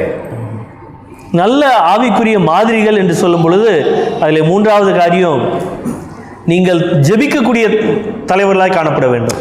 Prayer is the protective coverage a leader can provide for his family and the church. சபைக்கும் குடும்பத்திற்கும் நல்ல ஒரு பாதுகாப்பை ஒரு தலைவன் கொடுக்க முடியும் என்றால் அது ஜெபமாக மட்டும்தான் இருக்க முடியும். So as leaders we should pray for the members of our family, each and every members of our family. தலைவர்களாக இருக்கக்கூடியவர்கள் தங்களுடைய குடும்பத்தில் இருக்கக்கூடியதான ஒவ்வொரு தனி நபரை குறித்தும் ஜெபிக்க வேண்டியது அவசியம். Definitely we have fathers who pray for the education of our children. நிச்சயமாகவே தகப்பன்மார்களாக இருக்கக்கூடியவர்கள் உங்களுடைய பிள்ளைகளினுடைய படிப்பிற்காக நீங்கள் ஜெபிக்க வேண்டும். We pray that they may get good job, they may build a good career. அவர்கள் நல்ல முறையிலே படிக்க வேண்டும், நல்ல முறையிலே எதிர்காலத்தை அமைத்துக் கொள்ள வேண்டும் என்று ஜெபிக்கிறீர்கள். We pray for them for their good future, means they may get good partners in their lives. அவர்களுடைய நல்ல எதிர்கால வாழ்விற்கு நல்ல ஒரு வாழ்க்கை துணையை குறித்து ஜெபிக்கிறோம். But what we forgot is to pray for their spiritual needs. ஆனால் நாம் மறந்து போகக்கூடிய ஒரு காரியம் என்னவென்றால் அவர்களுடைய ஆவிக்குரிய தேவை என்னவென்று அறிந்து அதற்காக ஜெபிப்பதை நாம் மறந்து போகிறோம். We have to pray for the character development of our children. நம்முடைய பிள்ளைகளினுடைய குணாதிசயத்தை மேம்படுத்துவதை குறித்து நாம் மறந்து போகிறோம். We have to pray for their relationship with God. நாம் தேவனோடு அவர்கள் கொண்டிருக்க வேண்டிய ஐக்கியத்தை குறித்ததாக நாம் அதற்காக ஜெபிக்க வேண்டும். We have to pray for the development of their spiritual inside man. Yeah. அந்த அவர்களுக்குள்ளாக இருக்கக்கூடியதான உள்ளான ஆவிக்குரிய மனுஷனுக்காக நாம் ஜெபிக்க வேண்டும். You have to pray for them to keep them away from temptations of their age. அந்த வாலிப வயதிலே அவர்கள் எதிர்கொள்ளக்கூடியதான போராட்டங்களுக்காக நாம் ஜெபிக்க வேண்டும். We have to pray for them that they should not enter into any kind of sinful relationships. அவர்கள் எந்த விதமான ஒரு பாவத்தோடு உள்ள உறவுகளுக்குள்ளாகவும் சென்று விடக்கூடாது என்று நாம் ஜெபிக்க வேண்டும். We have to pray for them that they may be useful for the kingdom of God. அவர்கள் தேவனுடைய ராஜ்யத்திலே பயன்பட வேண்டும் என்று ஜெபிக்க வேண்டும். So we have to pray spiritual things for our family members. நம்முடைய குடும்பத்தில் உள்ளதான நபர்களுக்காக நாம் தொடர்ந்து நாம் ஜெபிக்க வேண்டும். Not only for the education and health of our family members, but the spiritual well-being, spiritual growth of our family members. நாம் அவர்களுடைய அன்றாட ஜீவியத்திற்காக மாத்திரமல்லாமல் அவர்களுடைய வாழ்க்கைக்கும் அவர்களுடைய ஆவிக்குரிய வாழ்க்கைக்கும் எது நல்லது என்பதை கண்டறிந்து அதற்காக ஜெபிக்க வேண்டும். I like the prayer. I like the words of Samuel in 1 Samuel chapter 12 verse 23. சாமுவேலினுடைய இந்த ஜெபத்தை மிகவும் அது அருமையானதாய் காணப்படுகிறது. 1 சாமுவேல் 12வது அதிகாரம் அதனுடைய 23வது வசனத்தில் இப்படியாக வாசிக்கிறோம். நானும் உங்களுக்காக விண்ணப்பம் செய்யாதிருப்பேன் ஆகில் கர்த்தருக்கு விரோதமாய் பாவம் செய்கிறவனாய் இருப்பேன். So he was a leader of the people of God and he thinks like this, he was thinking like this: if I am not praying for you, I am sinning against the Lord.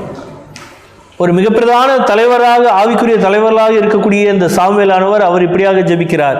நான் உங்களுக்காக ஜெபிக்காவிட்டால் அது எனக்கு பாவமாக இருக்கும் என்று அவர் சொல்கிறார். If you are not praying for your family, you are sinning. நீங்கள் உங்களுடைய குடும்பத்திற்காக நீங்கள் ஜெபிக்கவில்லை என்றால் நீங்கள் பாவம் செய்கிறீர்கள். If you are not praying for your church, you are sinning. நீங்கள் உங்களுடைய சபைக்காக, நீங்கள் சார்ந்திருக்கக்கூடியதான சபைக்காக ஜெபிக்கவில்லை என்றால் நீங்கள் பாவம் செய்கிறீர்கள். Another interesting prayer I see in this New Testament is the prayer of Apostle Paul. இன்னொரு மிக சுவாரஸ்யமான ஒரு ஜெபமானது அப்போஸ்தலனாகிய பவுலினுடைய ஒரு ஜெபமாய் காணப்படுகிறது. 2 Corinthians chapter 13 verse 7. 2 கொரிந்தியர் 13வது அதிகாரம் அதனுடைய 7வது வசனத்திலே அப்போஸ்தலனாகிய பவுலினுடைய ஜெபத்தை நாம் இப்படியாக வாசிக்கிறோம். 2 கொரிந்தியர் 13வது அதிகாரம் 7வது வசனம்.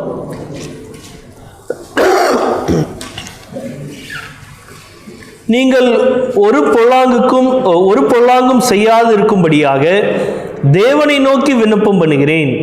Yeah, but I pray to God for you not to do evil, so that you may not commit any evil. நீங்கள் எந்த பொல்லாங்கும் செய்யாமல் இருக்கும்படியாக உங்களுக்காக ஜெபிக்கிறேன் என்று அப்போஸ்தலனாகிய பவுல் சொல்கிறார். To pray to the Lord that Lord, no one of this church may enter into a sin. நம்முடைய சபையில் இருக்கக்கூடியதான எந்த சகோதரர்களும் எந்த விசுவாசிகளும் பாவத்திற்குள்ளாக விழக்கூடாது என்று நாம் ஜெபிக்க வேண்டும். To pray for them, they should be kept away from the temptations of sin. பாவத்தினுடைய சோதனைகளிலிருந்து அவர்கள் தப்பித்துக் கொள்ள வேண்டும் என்று நாம் ஜெபிக்க வேண்டும். So mostly we pray when people fall in sin. பொதுவாக மக்கள் பாவம் செய்ததற்கு பின்பதாக தான் நாம் அவர்களுக்காக ஜெபிக்கவே ஆரம்பிக்கிறோம். But this prayer is a better one. ஆனால் இது மிகவும் சிறந்த ஒரு ஜெபமாய் காணப்படுகிறது.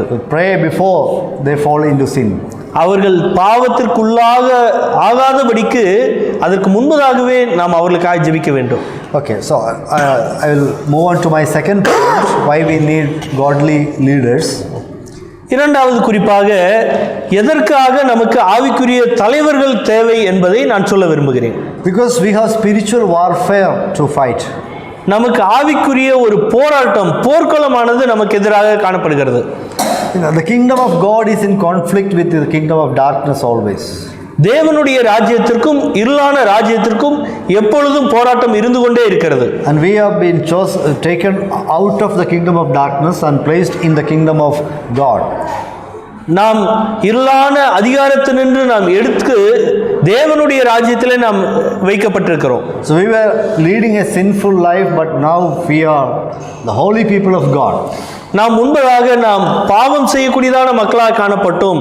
அங்கிருந்து நம்மை தேவன் வேர்பிரித்து நம்மை பரிசுத்தமான ஒரு மக்களாக வைத்திருக்கிறார். And we have 3 strong enemies. நமக்கு மிகவும் பலம் வாய்ந்த 3 எதிரிகளானவர்கள் காணப்படுகிறார்கள். First enemy is our flesh, the sin principle in our flesh. முதலாவது எதிரியானது நம்முடைய மாம்சம், பாவ மாம்சம் நமக்குள்ளது. Then Satan. இரண்டாவது பிசாசானவன். Then the world. மூன்றாவது உலகம், sinful world. பாவம் நிறைந்த இந்த உலகம். So a believer is not in a believer does not stand in a playground but in a battlefield. விசுவாசியானவன் ஒரு விளையாட்டு மைதானத்தில் இருக்கிறான் என்று வேதம் சொல்லவில்லை, மாறாக அவன் போர்க்களத்தில் இருக்கிறான் என்று தான் சொல்லுகிறது. So how can we equip our believers or our family members to fight this spiritual warfare? எனவே நம்முடைய சபையையும் நம்முடைய குடும்பத்தையும் நாம் எப்படியாக அவர்கள் இப்படிப்பட்டதான ஒரு போரை எதிர்கொள்வதற்கு அவர்களை மேம்படுத்த முடியும்? So when we see the history of the word of God, the Bible history, we can see men of God stood strong in the face of attacks against the kingdom of God. கிறிஸ்தவ வரலாற்றிலும் சபையிலும் வேதத்திலும் நாம் பார்க்கும் பொழுது அநேக தேவ மனிதர்கள் இப்படிப்பட்டதான போருக்கு எதிர்த்து நின்றார்கள். So Noah fought against the whole world. நோவாவானவர் ஒட்டுமொத்த உலகத்திற்கும் எதிராக அவர் போரிட்டார். Moses, Joshua. மோசே, யோசுவா, Now all these great men of God, they fought against the kingdom of darkness. இப்படிப்பட்டதான எல்லா தேவ மனிதர்களும் இருளான அதிகாரத்திற்கு, இருளான ராஜ்யத்திற்கு எதிராக அவர்கள் போரிட்டார்கள். See, we know that the kingdom of darkness attacks the kingdom of God directly, but more than that, attacks indirectly. இருளான ராஜ்யமானது தேவனுடைய ராஜ்யத்தை அது இன்டைரக்டாக, நேரடியாக அல்லாமல் அது தாக்கக்கூடியதாக இருக்கிறது. சில சமயங்களில் நேரடியாகவும் தாக்குகிறது. The two major target of the kingdom of darkness is, they are the family and the church. இருளான ராஜ்யத்தினுடைய மிக முக்கியமான இலக்குகள், மிக முக்கியமான 2 இலக்குகள் என்னவென்றால், ஒன்று குடும்பம், இன்னொன்று சபை. Satan knows if the family values are shaken, family principles are thrown away, the world will perish or the society will perish. பிசாசானவன் நன்கு அறிந்திருக்கிறான், குடும்பத்தை அழித்தால் நிச்சயமாகவே இந்த குடும்பமானது சமுதாயத்தையும் அழித்துவிடும் என்று. You closely observe what happens in the philosophical world around us. The new philosophies are coming up. All these philosophies are aimed at destroying the family values, Christian family values. நம்மை சுற்றி இருக்கக்கூடியதான அநேக தத்துவங்களை நாம் கேள்விப்பட்டிருக்கிறோம். அப்படிப்பட்டதான எல்லா தத்துவங்களும் சபை, குடும்பத்திற்கும் அந்த குடும்பத்தினுடைய அமைப்பிற்கும் எதிராகவே அது காணப்படுகிறது. See, for example, take the philosophy of egalitarian principle, men and women are equal. ஆணும் பெண்ணும் சமம் என்ற ஒரு கொள்கையை நாம் பார்க்கிறோம், தத்துவத்தை. We have no doubt that in value men and women are equal before God. In value. அவர்கள் மதிப்பீட்டு அடிப்படையிலே பார்க்கும் பொழுது ஆணும் பெண்ணும் சரிதான் தேவனுடைய பார்வையிலும் கூட. But there are very clear role differences and differences in responsibilities. அவர்கள் செய்யக்கூடியதான பொறுப்புகளும் அந்த கடமைகளிலும் இருவருக்குமே வித்தியாசங்கள் உண்டு. So the new philosophies in this world want to destroy this kind of differences among man and woman. ஆனால் இந்த நவீன யுகமானது இப்படிப்பட்டதான வேற்றுமைகளை உடைத்தெறிய வேண்டும் என்று அது காணப்படுகிறது. Women want to wear the dress men wear. பெண்கள் ஆண்கள் உடுத்தக்கூடியதான உடைகளை அணிவதற்காக உற்சாகப்படுத்துகிறது. They want to be man. அவர்கள் ஆண்களைப் போல காணப்பட வேண்டும். Because of the influence of the philosophies, feminine, what do you call this? Feminism. இந்த பெண்ணியம் என்ற இந்த தத்துவத்தின் அடிப்படையிலே அவர்கள் குடும்பத்தை அவர்கள் சிதைக்கிறார்கள். Now people propagates and glorifies the transgenders or LGBTQ community. இப்பொழுது நாம் சமீப காலங்களாக நாம் பார்க்கும் பொழுது they are glorifying LGBTQ community. அதாவது அவர்கள் ஓரின சேர்க்கை, திருநங்கை, திருநம்பிகள் என்று இந்த காரியங்கள் எல்லாம் உலகமானது அதிகமாக அது உயர்த்தி கொண்டிருக்கிறது. So they say that there is nothing wrong in marrying a man marrying another man. There is nothing wrong. A woman can marry another woman, no problem. ஆண்களும் பெண்களும் திருமணம் செய்யலாம் என்று உலகமானது அதை போற்றிக் கொண்டிருக்கிறது, அதை கொண்டாடுகிறது. So that sexual attraction a man having to another man is not sin, it's just because of his genes. அதாவது ஆணுக்கு இன்னொரு ஆண் மேல் வரக்கூடிய ஈர்ப்பானது அது சரீரத்திற்குள்ளாக நடக்கக்கூடியதான பரிணாமமாகும் என்று இந்த உலகமானது போதிக்கிறது. But Bible says it's a sin. ஆனால் வேதம் சொல்லுகிறது இது பாவம். Homosexuality or transgenderism, these are not genetical problems, these are behavioral problems. மூன்றாம் பாலினமோ அல்லது ஓரின சேர்க்கைகளோ அது ஜெனட்டிக்கான ஒரு காரியம் கிடையாது, அது பாவம். See, they want to destroy the families. That's the main thing we should understand. குடும்பத்தை ஒழிக்க வேண்டும் என்பதுதான் இப்படிப்பட்டதான தத்துவத்தினுடைய மிக முக்கியமான நோக்கமாய் காணப்படுகிறது. Recently one writer in Kerala, his name is Benjamin, he wrote a very famous book called Aadu Jeevitham. So he was giving an interview, he said the family, that concept of family is the most dirtiest thing in the society. You have to break that dirty thing. அதாவது Benjamin என்று சொல்லக்கூடியதான ஒரு புகழ்பெற்ற மலையாள எழுத்தாளரானவர் அவர் இப்படிப்பட்டதான ஒரு புத்தகத்தை அவர் எழுதியிருந்தார். இன்டர்வியூ ஓகே, ஒரு இன்டர்வியூவில் அவர் இப்படியாக பேசுகிறார். ஆடி ஜீவிதம் என்று சொல்லக்கூடியதான அந்த ஒரு காரியத்தில் அது என்னவென்றால், குடும்பம்தான் இருக்கிறதுலேயே மோசமான ஒரு அமைப்பு என்று. So it destroys the freedom of person, it destroys the desires we have.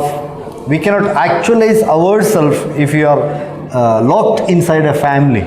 ஒரு குடும்பமாக இணைக்கப்பட்டதற்கு பின்பதாக தனி மனிதனுக்கு உண்டான சுதந்திரத்தை இழந்து விட்டான் என்று அவர் சொல்கிறார்கள். So today our youngsters are asking why I should marry. எனவே இந்த நாட்களிலே வாலிபர்கள் கேட்கிறார்கள், ஏன் நான் திருமணம் செய்யணும்? I want freedom. எனக்கு தனிப்பட்ட மனிதனுக்குன்னு உண்டான சுதந்திரம் இருக்குல்ல. The married young girls they asking why I should have a baby, why can't I live without a baby. திருமணமான சகோதரிகள் அவள் கேட்கிறார்கள், ஏன்னா நான் எதுக்கு பிள்ளை பெற்றுக்கணும், நான் பிள்ளை இல்லாமையே நான் இருப்பேனே. Because the world says that children are nuisance. இந்த உலகம் என்ன சொல்லுகிறது, பிள்ளைகள்ங்கிறது தேவையில்லாத ஒரு காரியம். They take away the freedom ladies have.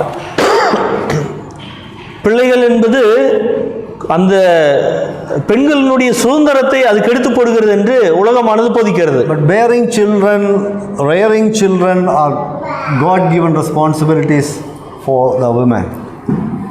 சகோதரிகளுக்கு தேவன் கொடுத்த பொறுப்பு தான் பிள்ளைகளை பெற்றெடுப்பதும் பிள்ளைகளை வளர்ப்பதும். So Apostle Peter says in 1 Peter chapter 5 verse 8, அப்போஸ்தலனாகிய பேதுருவானவர் 1 பேதுரு அதனுடைய 5வது அதிகாரம் 8வது வசனத்தில் இப்படியாக அவர் சொல்லுகிறார். 1 பேதுரு 5வது அதிகாரம் அதனுடைய 8வது வசனம், தெளிந்த புத்தியுள்ளவர்களாய் இருங்கள், விழித்திருங்கள், ஏனெனில் உங்கள் எதிராளியாகிய பிசாசானவன் கர்ஜிக்கிற சிங்கம் போல் எவனை விழுங்கலாமோ என்று வகை தேடி சுற்றித் திரிகிறான். So maybe Satan is not coming after us with swords and guns and all. பிசாசானவன் வாளையோ துப்பாக்கியோ ஏந்தி கொண்டு நமக்கு முன்பதாக வரப்போவது கிடையாது. But he comes with ideologies and philosophies. ஆனால் பிசாசானவன் இப்படிப்பட்டதான தத்துவங்களும் இப்படிப்பட்டதான சிந்தனைகளையும் அவன் கொண்டு வரக்கூடியவனாய் இருக்கிறான். Satan is attracting the doctrines. பிசாசானவன் அவன் உபதேசத்தை அவன் அழிக்கக்கூடியவனாய், அழிப்பதற்காக அவன் முற்படக்கூடியவனாய் இருக்கிறான். Oh, why you are going to this church? There are many other churches. ஏன் இந்த okay to go in any churches. ஏன் இந்த சபைக்கு தான் போக வேண்டும், வேற சபைக்கு போகக்கூடாதா? எந்த சபைக்கு வேணாலும் போகலாம். So in the first century that was the only church they had. Today we have many options, so we don't have to be that kind of a narrow-minded persons. Think liberally. That church also is good one, this church also is good one. All the churches are God's churches. You can go anywhere. அதாவது குறுகிய மனப்பான்மையோடு 1வது நூற்றாண்டிலே அங்கு ஒரே option, ஒரே அவர்களுக்கு இருந்த வழி அந்த சபை தான். ஆனால் இன்று நமக்கு அப்படி இல்லையே. இந்த சர்ச் இல்லாட்டி அந்த சர்ச், அந்த சர்ச் இல்லாட்டி இந்த சர்ச்சுன்னு நம்ம மாறி மாறி நமக்கு போயிட்டு இருக்கலாம். ஏன் நம்ம குறுகிய மனப்பான்மையோடு இங்க மட்டும்தான் வரணுங்கிற எண்ணத்தோடு காணப்படுகிறோம். Satan is telling, don't go for truths or doctrines. Go for convenience, go for entertainment. பிசாசானவன், நீங்கள் சத்தியத்திற்காக போகாதீர்கள், நீங்கள் உங்களை இன்னும் அதிகமாக உற்சாகப்படுத்துவதற்காகவும் நீங்க நேரத்தை பொழுது கழிப்பதற்காகவும் நீங்க போங்க. Yeah, that church is good in music. Good choir is there. அந்த சபையானது நல்ல மியூசிக் டீம் இருக்குது அப்படின்னு பிசாசானவன் வெளிநடத்தக்கூடியவனா இருக்கிறான். That church has AC church hall. You can sit comfortably there. அந்த சபைக்கு போனா அங்க நல்ல ஒரு ஏசி போட்ட குளிரூட்டப்பட்ட அறை காணப்படுகிறது. நல்ல ஒரு ஆசுவாசமா நம்ம உட்கார்ந்துட்டு வரலாம். I'm not saying that air conditioning a church hall is bad or music is bad. I am telling that we should not prefer all these things above the truths and doctrines. நாம் அதாவது சபையிலே குளிர்சாதன பெட்டிகள் வைப்பதோ அல்லது இசைக்கருவிகள் இசைப்பதோ தவறு என்று சொல்லவில்லை, அது பாவம் என்று சொல்லவில்லை. மாறாக உபதேசத்திற்கு மேலாக இதை நீங்கள் உயர்த்துவீர்கள் என்றால் அங்கேதான் பிரச்சனையை காணப்படுகிறது. Satan is attacking ideologies, doctrines, then Satan is attacking holiness of families and church. பிசாசானவன் அவன் Holiness. He is attacking the concept of holiness. பிசாசானவன் உபதேசத்தை அவன் தாக்கக்கூடியவனாய் காணப்படுகிறான். அவன் பரிசுத்தத்தையும் அவன் தாக்கக்கூடியவனாய் காணப்படுகிறான். See, he's attacking holiness means he is propagating that kind of idea idea among the youth people or even among the married people. It's not a sin to have sexual partners before or after marriage. பிசாசானவன் இப்படிப்பட்டதான உபதேசங்களை அவன் மக்களுடைய வாழ்க்கைக்குள்ளாக கொண்டு வருகிறான். திருமணம் ஆனவர்களாக இருந்தாலும் சரி, திருமணம் ஆகாத வாலிபர்களாக இருந்தாலும் சரி, இருவருக்குள்ளாக இப்படிப்பட்டதான துருபதேசங்களை கொண்டு வருகிறான். திருமணத்திற்கு முன்பதாகவும் நீங்கள் உறவு வைத்திருக்கிறீர்களா, அதுவும் பிரச்சனை இல்லை. திருமணத்திற்கு பின்பதாக நீங்கள் வேறொரு உறவுகள் வைத்திருந்தீங்கனாலும் அதுவும் பிரச்சனை இல்லைன்னு உபதேசிக்கூடியவனாக கொண்டு இருக்கிறான்.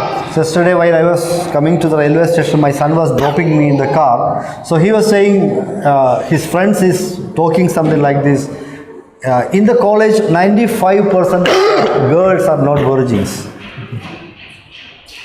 நேற்று சகோதரனே தன்னுடைய மகனானவர் ரயில்வே ஸ்டேஷனில் விடுவதற்காக வந்திருந்தார். அப்போ வரும்பொழுது அவருடைய மகன் இப்படியாக சொன்னார், அந்த மகனோடு கூட படிக்கக்கூடியதான பெண்களிலே 95% வாலிப பெண்கள் அவர்கள் கன்னித்துவத்தை இழந்தவர்களாய் காணப்படுகிறார்கள். So this is the trend these days. இந்நாட்களில் நடக்கக்கூடியதான ஒரு உலக போக்கானது இப்படியானது தான் காணப்படுகிறது. So Satan is destroying families. பிசாசானவன் குடும்பத்தை இப்படியெல்லாம் உடைக்கிறான். Then he is destroying churches. அவன் சபையையும் அவன் உடைக்கூடியவனாய் காணப்படுகிறான். By making sins enter into the church. சபைக்குள்ளாக பாவத்தை ஊடுருவ செய்து அவன் தாக்கக்கூடியவனாய் காணப்படுகிறான். Creating divisions in the church. சபைக்குள்ளாக பிரிவினைகளை ஏற்படுத்த அவன் தாக்குகிறான். Doctrinal problems in the church. உபதேச பிரச்சனைகளை அவன் ஏற்படுத்துகிறான். Remember what Job did. Job. யோபுவானவர் என்ன செய்தார் என்பதை நாம் நினைவில் கொள்ள வேண்டும். Whenever his sons and daughters gathered together for celebrations, he offered sacrifices for the purification of his children. எப்பொழுதெல்லாம் தன்னுடைய பிள்ளைகள் அவர்கள் சேர்ந்து வரக்கூடியவர்களாய் காணப்படுகிறார்களோ அப்பொழுதெல்லாம் யோபுவானவர் செய்த காரியம் என்னவென்றால் அவர் பலியிட்டு பிள்ளைகளை சுத்திகரித்தார். He was aware about the spiritual warfare going against his family. தன்னுடைய குடும்பத்திற்கு எதிராக இருக்கக்கூடியதான ஆவிக்குரிய போராட்டத்தை குறித்து எப்பொழுதும் யோபுவானவர் மிகவும் கண்ணும் கரிசனையோடு அவர் காணப்பட்டார். Paul was a kind of leader who fought against the evil forces that tried to destroy the family and church. பவுலானவர் சபையையும் குடும்பத்தையும் உடைக்கக்கூடியதான பொல்லாத சேனைகளோடு கூட போரிட்டவராய் காணப்படுகிறார். So in 2 Corinthians chapter 10 verses 4 and 5, 2 கொரிந்தியர் 10வது அதிகாரம் வசனம் 4-5வது வசனத்தில் இப்படியாக நாம் வாசிக்கிறோம். எங்களுடைய போராயுதங்கள் மாம்சத்துக்கேற்றவைகளாய் இராமல் அரண்களை நிர்மூலமாக்குகிறதற்கு தேவ பலம் உள்ளதாய் இருக்கிறது. அவைகளால் நாங்கள் தர்க்கங்களையும் தேவனை அறிகிற அறிவுக்கு விரோதமாய் எழும்புகிற எல்லா மேட்டிமையையும் நிர்மூலமாக்கி எந்த எண்ணத்தையும் கிறிஸ்துவுக்கு கீழ்ப்படிய சிறைப்படுத்துகிறவர்களாய் இருக்கிறோம். So Paul was well aware of the spiritual warfare happens around them. பவுலானவர் தனக்கு சுற்றிலும் இருக்கக்கூடியதான ஆவிக்குரிய போர்க்களத்தை குறித்து நன்கு அறிந்திருந்தார். But he is saying we are using the weapons of spiritual weapons to pull down these kind of strongholds of Satan.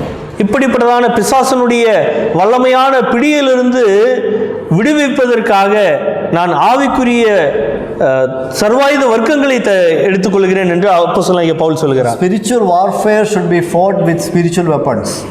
ஆவிக்குரிய போராட்டமானது ஆவிக்குரிய போராயுதங்களோடு தான் நாம் போரிட வேண்டும். So our family and church should see how we as leaders fight our good fight with spiritual weapons.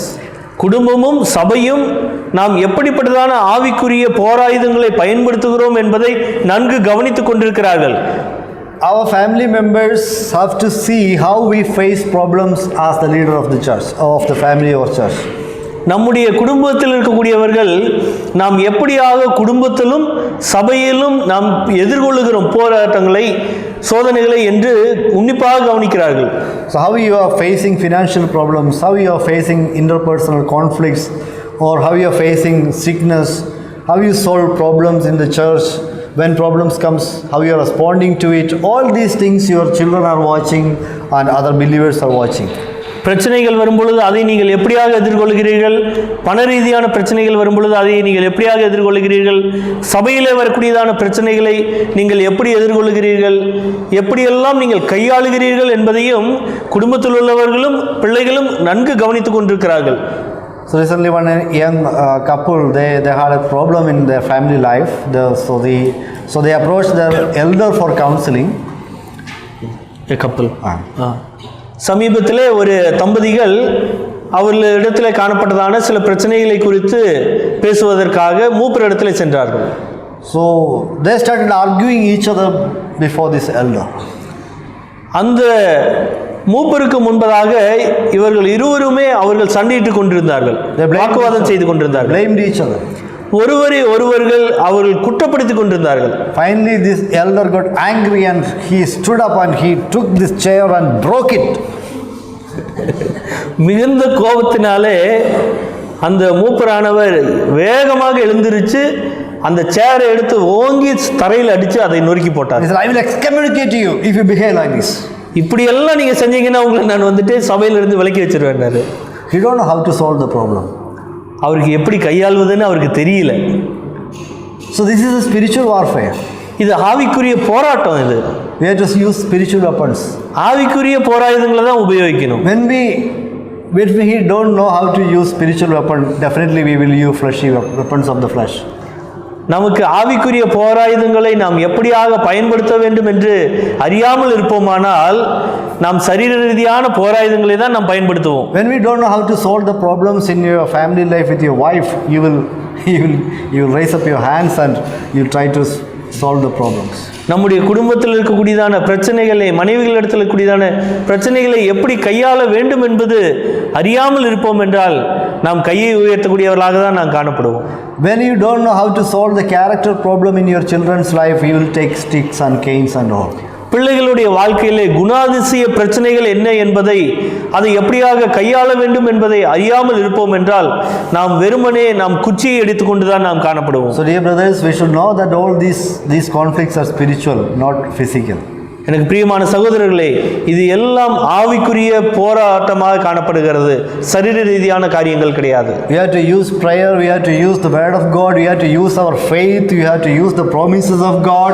All these things are spiritual weapons we have. நீங்கள் தேவனுடைய வாக்குத்தத்தங்கள், தேவனுடைய வசனங்கள், ஜெபம் என்ற இப்படிப்பட்டதான நல்ல ஆவிக்குரிய போராயுதங்களை தான் நாம் பயன்படுத்த வேண்டும். When a leader uses the spiritual weapons, the members of our team will also learn and use spiritual weapons in times of their troubles.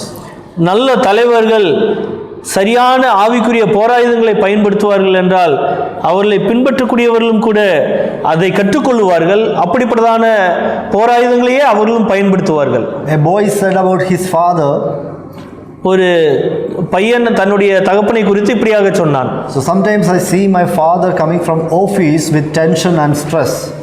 என்னுடைய தகப்பனானவர் அவர் அலுவலகத்திலிருந்து வீட்டுக்கு வரும் பொழுது அதிகமான ஒரு டென்ஷனோடு அவர் வரக்கூடியவராக இருக்கிறார். He then enter into his room and he will pray for some time. அவர் தன்னுடைய அறைக்குள்ளாக சென்று விட்டு சில மணித்துளிகள் அவர் ஜெபத்திலே செலவழிப்பார். And after some times he will come out and I can see the peace and smile on his face. அவர் ஜெபித்து பின்பதாக வெளியிலே வரும் பொழுது அவருடைய முகத்திலே ஒரு சமாதானத்தையும் சந்தோஷத்தையும் நாங்கள் பார்க்க முடியுதுன்னு சொன்னார். He is not transferring his stress and burden in work to other family members by shouting and arguing and doing all these things, but he was taking all these burdens to the Lord and he is transferring his burdens to the Lord, his worries to the Lord, and he is coming out peacefully. அவர் தனக்கு இருந்த எல்லா பாரத்தையும் அந்த மன அழுத்தங்கள் எல்லாவற்றையும் மனிதர்கள் தன்னுடைய குடும்பத்தில் இருக்கக்கூடியதான மக்களிடத்தில் காண்பிக்கவில்லை, மாறாக கர்த்தருடைய சமூகத்தில் போயிட்டு கர்த்தரிடத்தில் அவற்றையெல்லாம் ஒப்பு கொடுத்துட்டு அவர் சமாதானத்தோடு இருக்கிறார். See, this is how we have to fight the spiritual warfare. இப்படி தான் நாம் ஆவிக்குரிய போராட்டத்தை ஆவிக்குரிய போராயுதங்களோடு நாம் எதிர்கொள்ள வேண்டியது அவசியம். So I have seen leaders of the church behave revengefully, leaders who get angry with the believers, fathers who misbehaves to their wives and children. So all these things are failure from the part of the leaders, the father or elder as their leaders. They are not using spiritual weapons to fight the spiritual warfare. இந்த சபைகளிலே தலைவர்கள் அவர்கள் விசுவாசிகளை பழிவாங்கக்கூடியவர்களாய் காணப்படுகிறார்கள். குடும்பத்திலே மனைவியினிடத்திலே அவர்கள் கோபப்படக்கூடியவர்களாக இருக்கிறார்கள், பிள்ளைகளிடத்திலே கோபப்படக்கூடியவர்களாக இருக்கிறார்கள், விசுவாசிகளோடு கூட சண்டையிடக்கூடியவர்களாக காணப்படுகிறார்கள். ஏனென்றால் அவர்களுக்கு நல்ல ஆவிக்குரிய போராயுதங்களை எப்படி பயன்படுத்த வேண்டும் என்பதை அவர்கள் அறியாது இருப்பதுதான். So I think our time is up. Can I take 5 more minutes? Yeah. 4:30? 5 minutes is enough. I will finish it. Okay. So third point, why we need godly leaders? Because we have goals to achieve. மூன்றாவதாக நாம் எதற்கு ஆவிக்குரிய தலைவர்கள் அவசியம் என்பதனுடைய மூன்றாவது காரியம், நாம் நல்ல ஒரு இலக்குகளை நாம் அடைய வேண்டும். We have God given goals to achieve. தேவன் கொடுத்த இலக்குகளை நாம் அடைய வேண்டும். From the very first chapter of the Bible, we can see that God has given goals to people. He gave Adam and Eve a big responsibility. Then He chose Noah, He chose Abraham, then He chose Moses, and He is giving a responsibility to these leaders. வேதத்தினுடைய முதலாவது அதிகாரம் தொடங்கி அநேகம் தரம் தேவன் சில இலக்குகளை மனிதர்களுக்கு கொடுத்து கொண்டே இருக்கிறார். ஆதாம் ஏவாளுக்கு ஒரு இலக்குகளை கொடுக்கிறார், நோவாவுக்கு, ஆபிரகாமுக்கு என்று ஒவ்வொரு தலைவர்களுக்கும் தேவனானவர் சில இலக்குகளை கொடுத்து கொண்டே இருக்கிறார். And these responsibilities are in connection with the goals God has given them. அந்த பொறுப்புகள் எல்லாம் தேவன் கொடுத்த இலக்குகளோடு சம்பந்தப்பட்டதாகவே காணப்படுகிறது. So responsibility given to Noah was to build an ark and save his family.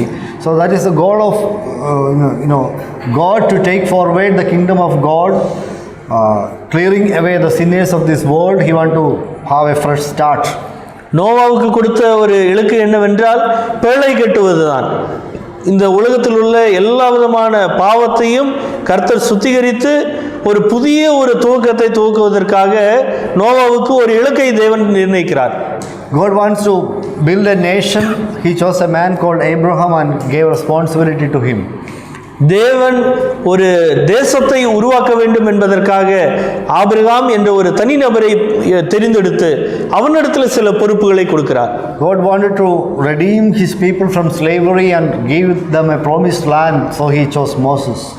அடிமைத்தனத்திலிருந்து மீட்டு ஒரு வாக்குத்தத்தம் அளிக்கப்பட்டதான ஒரு தேசத்தை கொடுக்க வேண்டும் என்பதற்காக மோசேயை கர்த்தர் தெரிந்து கொள்கிறார். Where there is a mission, a godly leader is needed. எங்கெல்லாம் தேவனுடைய ஊழியமானது காணப்படுகிறதோ அங்கெல்லாம் ஒரு தெய்வீகமான ஆவிக்குரிய தலைவர்கள் அவசியமாகவே காணப்படுகிறார்கள். Without godly leaders we cannot accomplish any godly missions. ஆவிக்குரிய தலைவர்கள் இல்லாமல் ஒருபோதும் நல்ல தேவனுடைய ஊழியங்களை செய்ய முடியாது. A leader will have a vision and leader will inspire others with this mission. Vision. A leader will have a vision. Means the vision is related to a goal always.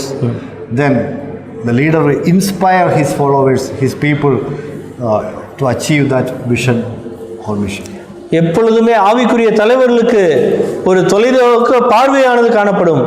அது அந்த இலக்கை சம்பந்தப்பட்டதாகவே இருக்கும். அதோடு கூட அவர்கள் தங்களை பின்பற்றக்கூடிய மக்களுடைய வாழ்விலும் அவர்கள் இன்னும் அதிகமாக அவர்கள் இன்ஸ்பயர்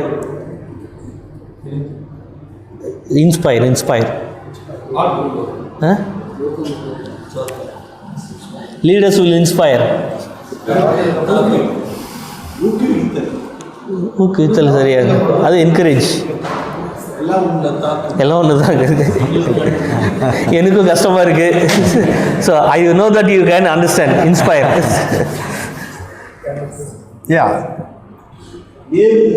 ஏவுதல்.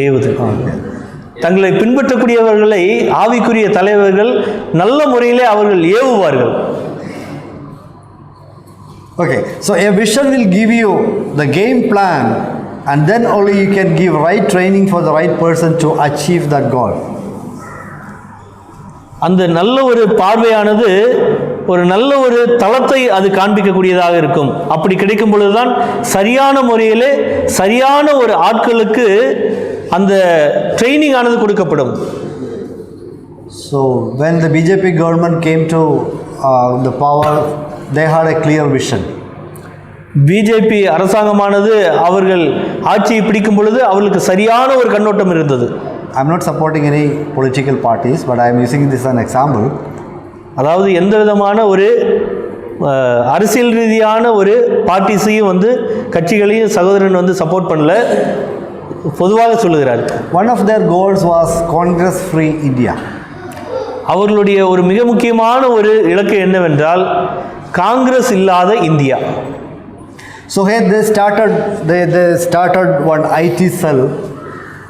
அவர்கள் ஒரு தொழில்நுட்ப ஒரு டீமை குழுவை அவர்கள் அமைத்தார்கள். You know, they started their IT cell 10 years before Congress even came to know about what is an IT cell.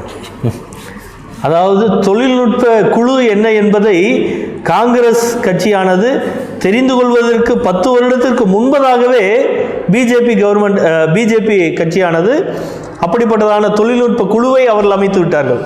They started their regular pointed PR work. They started their regular and pointed work, publicity work. Okay. Public relations. அவர்கள் தொடர்ச்சியாக அவர்கள் சரியான ஒரு குறிக்கோளோடு விளம்பரப்படுத்தினார்கள். So their first target was the Gandhi family. முதலாவது அவர்களுடைய ஒரு இலக்கு என்னவென்றால் காந்தியுடைய குடும்பம் தான். So they made stories, lies, and propagated all these lies and stories.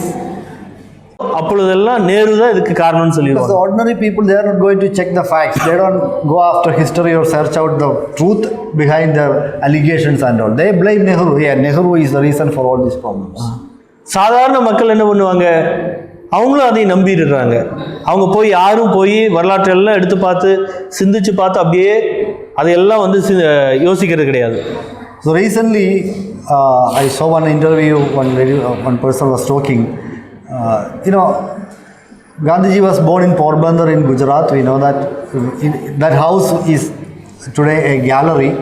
Means a picture gallery is there. There are a lot of pictures about the life of Gandhiji. But recently one picture was removed from that gallery. அதாவது போர்பந்தரில் இருக்கக்கூடியதான காந்தி பிறந்த அந்த வீட்டிலே அநேக புகைப்படங்கள் அங்கு காட்சிக்கு வைக்கப்பட்டிருக்கிறது. சமீபத்திலே ஒரு புகைப்படமானது அந்த புகைப்படத்தை கண்காட்சியிலிருந்து அது எடுக்கப்பட்டிருக்கிறது, விளக்கப்பட்டிருக்கிறது. That big picture was Gandhiji was bleeding after having shot by this RSS man. அதாவது ஆர்எஸ்எஸ்ஐ சார்ந்த கோட்சேவானவர் சுட்ட பொழுது அவர் ரத்தம் வடிந்து கொண்டு இருக்கக்கூடிய அப்படிப்பட்டதான புகைப்படமானது அந்த காந்தியுடைய வீட்டிலிருந்து அது விளக்கப்பட்டிருக்கிறது. And now see the next move. In school examinations they gave a question, why Gandhiji was committed suicide. அவர்களுடைய அடுத்த ஒரு நகர்வு எப்படி காணப்படுகிறது என்றால், அவர்கள் பள்ளியில் இருக்கக்கூடியதான பிள்ளைகளிடத்தில் இப்படிப்பட்டதான ஒரு கேள்விகளை அவர்களுக்கு பாடத்திட்டத்தில் கொண்டு வருகிறார்கள். ஏன் காந்திஜி ஆனவர் தற்கொலை செய்து கொண்டார் என்ற ஒரு கேள்வியோடு. So the children when they grow up they hear this kind of things, Gandhiji committed suicide. பிள்ளைகள் வளரும் பொழுது அவர்கள் எப்படி வளருவார்கள், காந்திஜி தற்கொலை பண்ணிட்டாருன்னு தான் நினச்சிக்கிட்டே வளருவாங்க. Because they want to remove from the history of India that it was the RSS people who killed Gandhiji. They want to rewrite that history. அந்த RSS மக்கள் தான் காந்தியை கொன்றார்கள் என்ற வரலாற்றை மாற்ற வேண்டும் என்று அவர்கள் பிரயாசப்படக்கூடியவர்களாக இருக்கிறார்கள். So these are not accidental mistakes. Deliberately they are doing all these things. இது எல்லாம் எதாச்சியாக நடக்கூடிய காரியம் அல்ல, தெரிந்து திட்டமிட்டு செய்யக்கூடியதான காரியங்கள். What I am saying is they had a vision, they had a mission, and they have a goal, and they are moving according to that goal. அவர்களுக்கு இது நான் சொல்ல வரக்கூடிய காரியம் என்னவென்றால், அவர்களுக்கு நன்கு தெரிந்திருந்தது, அவர்களுடைய கண்ணோட்டமெல்லாம் அவர்களுடைய இலக்கு என்ன, அதை நோக்கின ஒரு நவகர்வர்களாகவே ஒவ்வொன்றும் நிகழக்கூடியதாக இருக்கிறது. And their leaders, they are well aware that where they are taking this country to. அந்த தலைவர்கள் எல்லாருக்கும் நன்கு தெரியும் இந்த இந்தியாவை இந்திய தேசத்தை அவர்கள் எங்கு எடுத்து செல்கிறார்கள் என்று. So see, for example from the Bible, Apostle Paul. உதாரணத்திற்கு வேதாகமத்திலே அப்போஸ்தலனாகிய பவுல் இப்படியாக சொல்கிறார். God gave him a vision. தேவன் அவருக்கு ஒரு தரிசனத்தை கொடுத்தார். And that vision was his mission. அந்த தரிசனம் தான் அவருடைய ஊழியமாக இருந்தது. Read Acts chapter 9 verse 15. அப்போஸ்தலர் 9வது அதிகாரம் அதனுடைய 15வது வசனத்தில் இப்படியாக நாம் வாசிக்கிறோம். அப்போஸ்தலர் 9வது அதிகாரம் 15வது வசனம். அதற்கு கர்த்தர், நீ போ, அவன் புறஜாதிகளுக்கும் ராஜாக்களுக்கும் இஸ்ரவேல் புத்திரருக்கும் என்னுடைய நாமத்தை அறிவிக்கிறதற்காக நான் தெரிந்து கொண்ட பாத்திரமாய் இருக்கிறான். Okay, so this is the mission God has given to Apostle Paul. இதுதான் அப்போஸ்தலனாகிய பவுலுக்கு தேவன் கொடுத்ததான ஊழியம். So according to this goal, he made plans. இப்படிப்பட்டதான according to this goal, God given goal, he made plans. இந்த தேவன் தந்த இலக்குக்கு ஒத்தவாறே அப்போஸ்தலனாகிய பவுலானவர் திட்டமிடுகிறார். So he chose his companions. எனவே அவர் சரியாக தன்னோடு உடன் வேலை செய்யக்கூடியதான உடன் ஊழியர்களை தெரிந்து கொள்கிறார். He was thinking about how to accomplish this goal. I want this kind of people around me, with me. So when he went to Lystra, he saw Timothy and he asked Timothy to join his team. அவர் தன்னுடைய இலக்கை அவர் நன்கு அறிந்திருந்தார். இந்த இலக்கை நான் எப்படியாக அடைய வேண்டும், இதற்கு எனக்கு யாரெல்லாம் தேவையாக இருக்கிறார் என்று எல்லாவற்றையும் தெரிந்து லீஸ்ரா பட்டணத்துக்கு போகும் பொழுது அங்கு தீமோத்தேயை பார்க்கிறாரு. தீமோத்தேயை தன்னோடு கூட சேர்த்துக் கொள்கிறாரு. Then he is keeping Luke with him. He is choosing Titus, Epaphroditus, all these brothers. He was selecting people, not just having a big group of followers, but to accomplish his God-given goal. The suitable people he picked from here and there and trained them and he used them. லூக்கா, தீத்து, எப்பாப்பிராத்து இப்படி அநேக மக்களை தன்னை பின்பற்றுவதற்காக அவர் தெரிந்து கொள்ளவில்லை. மாறாக தனக்கு கொடுக்கப்பட்டதான அந்த இலக்கை அடைவதற்காக இந்த எல்லா மக்களையும் தன்னோடு சேர்த்து இவர்கள் எல்லாரை கொண்டும் அந்த இலக்கை அவர் நிறைவேற்றுகிறார். The problem with today's leaders, whether it's in family or church, is that we don't have a goal to achieve.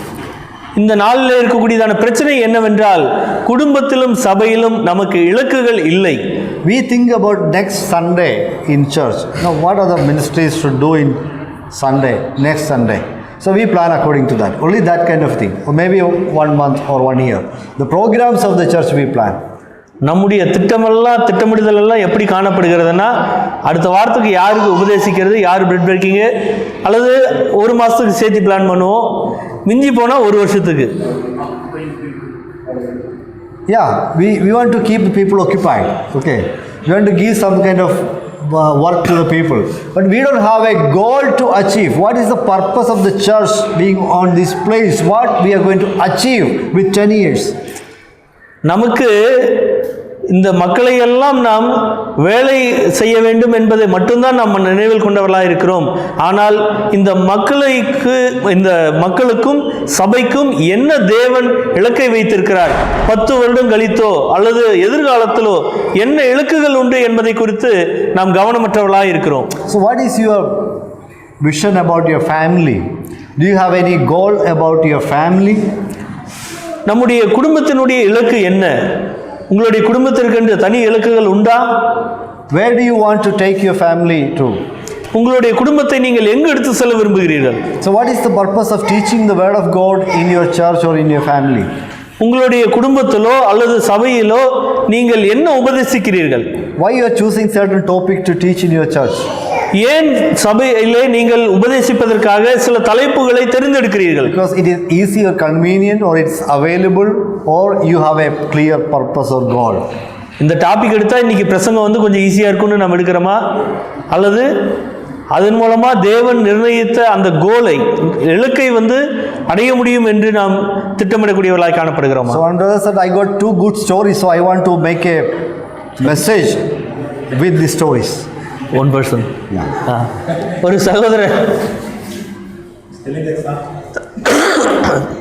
ஒரு சகோதரனானவர் அவர் இப்படியாக அவர் சொன்னார், என்கிட்ட இன்னைக்கு 2 கதை இருக்கு, அதனால இந்த கதைக்கு ஏற்ப நான் ஒரு பிரசங்கத்தை நான் தயார்படுத்த போறேன். So that is the thing. many leaders are doing like this. இப்படி தான் இன்னைக்கு நிறைய தலைவர்கள் செய்து கொண்டிருக்கிறாங்க. I want to take this church to certain level of maturity in coming 2 or 5 years. So I have to plan my preaching sessions, I have to plan my teaching, what are the topics I should teach. All these things a good leader should plan because he has a goal to achieve. என்னுடைய சபையானது 2 வருடத்திலோ 5 வருடத்திலோ 10 வருடத்திலோ அடைவதற்குண்டான இலக்கானது இப்படியாக காணப்படுகிறது. அந்த இலக்கை அடைய வேண்டும் என்றால் நான் இந்த நாளிலே இப்படிப்பட்டதான பிரசங்கத்தை நான் செய்ய வேண்டும், இப்படிப்பட்டதான தலைப்புகள் இவர்களுடைய வாழ்க்கைக்கு அவசியமாக இருக்கிறது என்று நாம் முன்கூட்டியே அதற்கெல்லாம் ஆயத்தப்பட்டு மனதிலே கொண்டவர்களாக நாம் சபையிலே உபதேசிக்கூடியவர்களாக காணப்படுகிறோமா? The unity of family or church is possible only when you have a common goal. சபையிலாகட்டும் குடும்பத்திலாகட்டும் எப்பொழுது ஒரு ஒற்றுமை காணப்படும் என்றால் ஒரு சரியான ஒரு இலக்கு காணப்படும் பொழுதுதான். So Joshua in chapter 24 verse 15 says, but as for me and my house we will serve Jehovah. That is his goal. யோசுவா 24வது அதிகாரம் 15வது வசனத்திலே யோசுவாவுக்கு இருந்த மிக பிரதான இலக்கை குறித்து அவர் இப்படியாக சொல்லுகிறார், நானும் என் வீட்டாருமோ என்றால் கர்த்தரையே சேவிப்போம் என்று சொல்லுகிறார். Joshua did not say, I have a clear goal in my mind, but I don't know what is the goal of my elder son and younger son. யோசுவாவானவர் அவர் இப்படி சொல்லல, என்னுடைய இலக்கு என்ன என்பது என்னுடைய மனதில் இருக்குது, ஆனால் என்னுடைய மூத்த மகனுக்கு 2வது மகனை குறித்து திட்டங்கள் எனக்கு இல்லை அப்படின்னு சொல்லி அவர் சொல்லவே இல்லை. As family, me and my house we will serve the Lord. குடும்பமாக நானும் என் வீட்டாருமோ என்றால் கர்த்தரையே சேவிப்போம் என்று சொல்கிறார். So as family what we are going to do, as church what we are going to do, this is the question before us. குடும்பமாக நாம் என்ன செய்ய போகிறோம், சபையாக நாம் என்ன செய்ய போகிறோம், இப்படிப்பட்டதான கேள்விதான் என்று உங்களுக்கும் எனக்கும் முன்பதாக இருக்கிறது. A godly leader does not make his own plans and goals, but he just take the plan of God as given him. நல்ல ஆவிக்குரிய தலைவனானவர் தன்னுடைய இலக்கை அவன் எடுத்துக்கொண்டிருக்கக்கூடியவனாக அல்லாமல் தேவனிடத்திலிருந்து இலக்கை பெற்றுக்கொண்டு அதன் அடிப்படையிலே வழிநடத்தக்கூடியவனாக காணப்பட வேண்டும். He will lead the church where God wants the people to lead. அப்படிப்பட்டதான ஆவிக்குரிய தலைவர்களானவர்கள் தேவன் எங்கு நடத்த வேண்டும் என்று சித்தம் கொண்டிருக்கிறாரோ அங்கு சபையை அவர்கள் வழிநடத்தக்கூடியவர்களாக காணப்படுவார்கள். Godly leaders will have biblical goals. Godly leaders will have biblical goals. ஆவிக்குரிய தலைவர்களானவர்கள் நல்ல வேத ரீதியான இலக்குகளை கொண்டவர்களாக காணப்படுவார்கள். Matthew 28 chapter 28 verses 18 through 19 we can see that the great commission God has given us. மத்தேயு 28வது அதிகாரத்தினுடைய 18-19 வசனத்திலே தேவன் தந்த மிக மாபெரும் கட்டளையானது நாம் அங்கே பார்க்க முடிகிறது. So is your family doing a part in great commission? உங்களுடைய குடும்பமானது அந்த மாபெரும் கட்டளையை நிறைவேற்றக்கூடியதாய் காணப்படுகிறதா? So do you have that kind of a goal that me and my family will try to fulfill the great commission? நானும் என்னுடைய குடும்பமும் தேவனுடைய மாபெரும் கட்டளையை நிறைவேற்றுவோம் என்ற இலக்கை நீங்கள் கொண்டவர்களாய் காணப்படுகிறீர்களா? Some way or other every member of this family will participate in this great commission. என்னுடைய குடும்பத்திலே எந்த நிலையில் ஆகட்டும் நாங்கள் இப்படிப்பட்டதான தேவனுடைய மாபெரும் கட்டளையை நாங்கள் நிறைவேற்றுவோம் என்று நீங்கள் தீர்மானித்திருக்கிறீர்களா? So when we train our children we used to say, we should repeat often, whatever you do, whatever work you do in your life, but make sure your primary responsibility is the great commission. நம்முடைய குடும்பங்களிலே பிள்ளைகளை வளர்க்கும் பொழுது அவர்களிடத்தில் நாம் சொல்லி வளர்க்க வேண்டும், நீங்கள் எதை செய்தாலும் அது தேவனுடைய மாபெரும் கட்டளை நிறைவேற்றக்கூடியதாக காணப்பட வேண்டும் என்று சொல்லிக் கொடுக்க வேண்டும். What about the church? The church we minister, does that church have any part in great commission? சபையினுடைய காரியம் என்ன? நாம் ஊழியம் செய்யக்கூடியதான சபையானது அது தேவனுடைய மாபெரும் கட்டளையிலே கொண்டவர்களாக அவர்கள் காணப்படுகிறார்களா? You have to think about in what ways this church participate in this Great Commission. எந்த நிலையிலே சபையானது தேவனுடைய மாபெரும் கட்டளையை நிறைவேற்றுவார்கள் என்று நாம் எண்ணம் கொண்டிருக்கிறோம். Yes, we are praying for the mission fields in India, different parts. Our brothers are working. We are praying for each mission field. We can do that. நாம் இந்த இந்திய தேசத்தில் இருக்கக்கூடியதான பல்வேறு ஊழியங்களையும் அந்த ஊழிய ஸ்தலங்களை குறித்து நாம் ஜெபித்துக் கொண்டிருக்கிறோம். Yes, we do. We support the mission work going on in different parts of India. இந்தியாவினுடைய பல்வேறு பகுதிகளில் நடக்கக்கூடியதான ஊழியங்களை நாம் தாங்கக்கூடியவர்களாகவும் காணப்படுகிறோம். Yeah, we supply manpower to the mission. நாம் ஊழியத்திற்கு தேவையான ஆட்களையும் நாம் அனுப்பி கொடுக்கிறோம். In what way we are supporting the Great Commission? That's a question before us. எந்த நிலையிலே நாம் தேவனுடைய மாபெரும் கட்டளையை நாம் நிறைவேற்றக்கூடியவர்களாக இருக்கிறோம்? So dear brothers, we are the leaders who should give the vision to our flock. எனக்கு பிரியமான சகோதரர்களே, we are the leaders. We are the person. You should give the vision and goal to the people. நாம் நம்முடைய கைகளிலே அர்ப்பணிக்கப்பட்டிருக்கக்கூடியதான மந்தைக்கு சரியான ஒரு தரிசனத்தை நாம் காண்பிக்க வேண்டும். Not only we can give the vision, we can train the members of our family and church to achieve that God-given goal. நாம் சரியான இலக்குகளை மாத்திரம் not only giving the vision, but also training the members of our family and churches to achieve that goal. நாம் சரியான இலக்குகளை காண்பிப்பது மட்டுமல்ல, அந்த இலக்குகளை அடைவதற்காக சரியான முறையிலே அவர்களை பயிற்றுவிக்கவும் வேண்டும். Then in our Sunday preachings or weekly preaching sermons, we can inspire them, we can motivate them to fulfill the Great Commission. நாம் சபையிலே பிரசங்கிக்கூடியதான பிரசங்கங்களின் மூலமாக நாம் அப்படிப்பட்டதான நிலையிலே அவர்களை இன்னும் அதிகமாக நாம் ஏவ வேண்டும், அவர்களை உற்சாகப்படுத்த வேண்டும். So let me conclude. God is looking for persons, godly leaders. நான் இப்படியாக நிறைவு செய்ய விரும்புகிறேன். தேவன் நல்ல ஆவிக்குரிய தலைவர்களை அவர் தேடிக்கொண்டிருக்கிறார். In Ezekiel chapter 22 verse 30, எசேக்கியேல் 22வது அதிகாரம் அதனுடைய 30வது வசனத்திலே நாம் இப்படியாக வாசிக்கிறோம். we read like this: and I sought for a man among them who should wall up a wall for the land and stand in the break before me, that I should not destroy it. எசேக்கியேல் 22வது அதிகாரம் 30வது வசனம். நான் தேசத்தை அழிக்காதபடிக்கு திறப்பிலை நிற்கவும் சுவரை அடைக்கவும் தக்கதாக ஒரு மனுஷனை தேடினேன், ஒருவனையும் காணேன். In Isaiah chapter 6 verse 8, ஏசாயா 6வது அதிகாரம் அதனுடைய 8வது வசனத்திலும் Lord saying, whom shall I send and who will go for us? யாரை அனுப்புவேன், யார் நமது காரியமாய் போவார் என்று தேவன் கேட்கிறார். Lord is looking for persons, individuals to stand before him and his people, to intercede for them, to pray for them, to lead them, to serve our Lord, to achieve his great commission. தேவனுடைய மாபெரும் கட்டளை நிறைவேற்றக்கூடியதான தனி நபர்களை தேவன் தேடிக்கொண்டிருக்கிறார். And can we say that? Are we ready to say that like Isaiah, Lord, here I am, use me? நாம் ஏசாயாவை போல நாம் சொல்லக்கூடியவர்களாய் நாம் காணப்படுகிறோமா? இதோ அடியேன், என்னை பயன்படுத்தும் என்று. Lord, we have heard about the godly leader's responsibility, or what is the godly leader? So then, now what is our prayer? கர்த்தாவே, நான் நல்ல ஆவிக்குரிய தலைவர்கள் யார் என்பதை குறித்து நான் கேட்டுக்கொண்டிருந்தேன். Now what is our prayer? ஆனால் ஆவிக்குரிய தலைவனாக நான் எப்படி ஆக முடியும், அல்லது அதை குறித்ததான ஜெபமானது நமக்கு என்னவாக காணப்படுகிறது? Lord, help me to become this kind of a leader. கர்த்தாவே, இப்படிப்பட்டதான நல்ல தலைவராக என்னை மாற்றும் என்று நாம் ஜெபிக்க வேண்டும். Help me to become a godly leader for my family members. என்னுடைய குடும்பத்திற்கு நான் நல்ல ஆவிக்குரிய தலைவனாக நான் மாற வேண்டும் என்று ஜெபிக்க வேண்டும். Help me to be an exemplary leader before my church people.